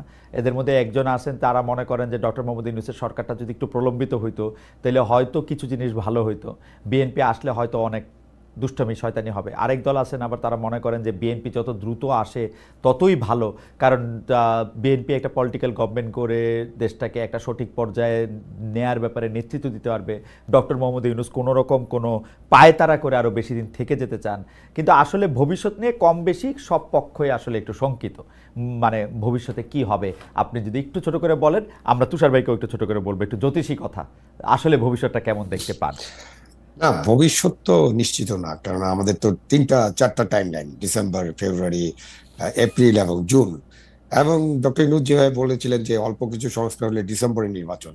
তো এখন আপনি সংস্কার যে বৈঠকগুলো হচ্ছে, জাতীয় ঐক্যমত্যের যে বৈঠক, সেখানে 164টার মধ্যে 100-র বেশি বিষয়ে অলরেডি এগ্রিমেন্ট হয়ে গেছে, মানে একমত হয়ে গেছেন। তো এখন অল্প কিছু কোথায়, মানে 70% সংস্কার একমত হয়ে গেছে। তো এখন ডিসেম্বরে নির্বাচন হতে পারে, এবং এই নির্বাচনের না হওয়ার জন্য ডক্টর ইউনূসের যতগুলো কথাবার্তা আছে সেখানে সবসময় শর্ত, এবং প্রেস উইং বা ওনাদের উপদেষ্টারা যখন বলেন যে এইটা যদি এরকম ভাবে সম্পূর্ণ করা যায় তখন এই নির্বাচন হবে। সেই কারণে অনেকে এরকম মনে করেন যে আমাদের দেশে নির্বাচন কবে হবে তার কোনো ঠিক নাই। এবং আমার কাছে মনে হয় যে এটা আসলেই কথার কথা নয়, এটা অনেক বিশ্বাসের মধ্যে চলে গেছে যে নির্বাচনের ব্যাপারে বর্তমান সরকারের একদম স্পেসিফিক একদম স্বচ্ছতা নেই। আর হলো যে আপনি নির্বাচন হলে কি হবে আর নির্বাচন না হলে কি হবে, নির্বাচন না হলে কি হবে এটা আমরা গত 11 মাসে বুঝে ফেলেছি। এটা নিয়ে বেশি আলোচনা করার দরকার নেই। আমরা অনেক প্রত্যাশা করেছিলাম, একটা গণ অভ্যুত্থানের মধ্যে দিয়ে একটি সরকার গঠিত হয়েছে, ডক্টর ইউনূসের উপরে অবশ্যই মানুষের অনেক প্রত্যাশা ছিল। মানুষ সেই প্রত্যাশার ফানুস থেকে বেরিয়ে যাচ্ছে আস্তে আস্তে। আপনি ওই আগস্ট মাসে ওনার যে পপুলারিটি ছিল, আর এখন মানুষ যেভাবে তাকে মূল্যায়ন করে, সেই মূল্যায়ন যদি ওনাদের লোকেরা ঠিক মতো ফলো করে তাহলে ওনারাই বুঝতে পারবেন যে ওনাদের কি অবস্থা। দেশ পরিচালনার বিষয়ে ডক্টর ইউনূস সরকারের একেবারে চরম ব্যর্থতা। মানে আপনি যখনই কোনো সিদ্ধান্ত নিয়ে আলোচনা করবেন, আপনি যে কোনো সিদ্ধান্ত নিয়ে আলোচনা করবেন, দেখবেন যে তাদের ব্যর্থতার পাল্লা দিন দিন ভারী হচ্ছে। এখন বিএনপি একসময় ক্ষমতায় ছিল, এবং বিএনপি যদি পরে ক্ষমতা যায়, বিএনপির অনেক দোষ ত্রুটি ছিল, তাদের বিরুদ্ধে অনেক কথা বলা যায়, তারাও একসময় দুর্নীতির চ্যাম্পিয়ন ছিল, অনেক আরো 10টা কথা বলা যায়। বাট এই দেশের জন্য এখন একটা রাজনৈতিক সরকার এবং একটা ভালো নির্বাচনের মধ্যে দিয়ে সরকার গঠন, এটা খুব গুরুত্বপূর্ণ। এবং এটা না হওয়া পর্যন্ত আসলে জনগণের আস্থা যেভাবে ফিরবে না, একইভাবে আমাদের যারা ডেভেলপমেন্ট পার্টনার্স আছে, উন্নয়ন সহযোগী দেশগুলো, উন্নয়ন সহযোগী সংস্থাগুলো, তাদেরও আস্থা ফিরবে না। এবং আস্থা যে নাই, ফিরবে না, এটা তো আমরা বুঝতে পারছি। আমরা অনেক ঢাকঢোল পেটিয়ে এই যে সম্মেলন করলাম, আমাদের দেশে অনেকে চলে আসবেন, কোটি কোটি ডলার পাইপলাইনে আসবে এবং তারা ইনভেস্ট করবেন, আমরা কিন্তু বাস্তবত সেগুলো দেখতে পাচ্ছি না।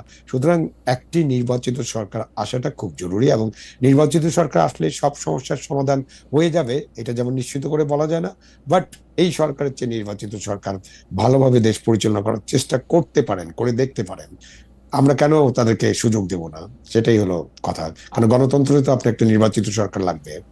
আপনাকে ধন্যবাদ ডক্টর আব্দুল তুষার। এই প্রসঙ্গে, ভবিষ্যৎ প্রসঙ্গে আপনার? আমাদের সবসময় মনে রাখতে হবে যে জীবন চিরস্থায়ী না, মানুষ অমর না। তারপর হচ্ছে ক্ষমতা চিরস্থায়ী না, ক্ষমতা পেলে ক্ষমতা ছাড়তে হয়। আর আর কোনোভাবেই আমাদের যে আমি বলবো যে মানুষের যে আশা, সেই আশা কোনোভাবেই পরাস্ত হয় না। এখন ক্ষমতা চিরস্থায়ী না, জীবনও চিরস্থায়ী না, এবং বয়সও একই জায়গায় আটকে থাকে না মানুষের। তাই আমরা চাই বা না চাই, বাংলাদেশের মানুষের বয়স বাড়বে, এবং আজকে যারা ছাত্র তরুণ যারা দল তৈরি করেছেন, একটা সময়ের প্রয়োজনেই তাদেরকেই দেশটা চালাতে হবে। ফলে তাদের মধ্যে যদি রাজনৈতিক প্রজ্ঞা এবং রাজনৈতিক যে দৃষ্টিভঙ্গি, উদার গণতান্ত্রিক দৃষ্টিভঙ্গি যদি তৈরি করা না যায়, তাহলে ভবিষ্যৎ আসলে খুব ভালো না। কেননা এটা তো স্বাভাবিক যে ডক্টর ইউনূস অমর না, শেখ হাসিনা অমর না, খালেদা জিয়া অমর না। ফলে একটা প্রজন্ম চলে যেতে বাধ্য হবে। এই ক্ষমতায় যারা আছেন, এই ক্ষমতা তো তারা চিরস্থায়ীভাবে ভোগ করতে পারবেন না, কারণ ক্ষমতা তাদেরকে ছাড়তেই হবে। ফলে একটা জায়গায় গিয়ে আমাদেরকে নতুন প্রজন্মের কাছে ক্ষমতা হস্তান্তর করতে হবে। সেই নতুন প্রজন্মকে রাজনৈতিকভাবে প্রস্তুত না করে তাদেরকে যেভাবে মব, তাদেরকে যেভাবে যেখানে সেখানে ঘেরাও করে দাবি আদায়, তাদেরকে কোলে তুলে নিয়ে রাষ্ট্রীয় পৃষ্ঠপোষকতায় রাজনৈতিক দল তৈরি করে দিয়ে তাদেরকে পঙ্গু বানিয়ে দেওয়ার যে প্রক্রিয়া, এই প্রক্রিয়াটার মধ্যে দিয়ে আমি মনে করি যে বাংলাদেশের ভবিষ্যৎ রাজনীতিকে ক্ষতিগ্রস্ত করা হচ্ছে। এটা একটা বিরাজনীতিকীকরণের স্টেপ, এবং এই বিরাজনীতিকীকরণ কোনোভাবে বাংলাদেশকে সামনের দিকে এগিয়ে নিয়ে যাবে না।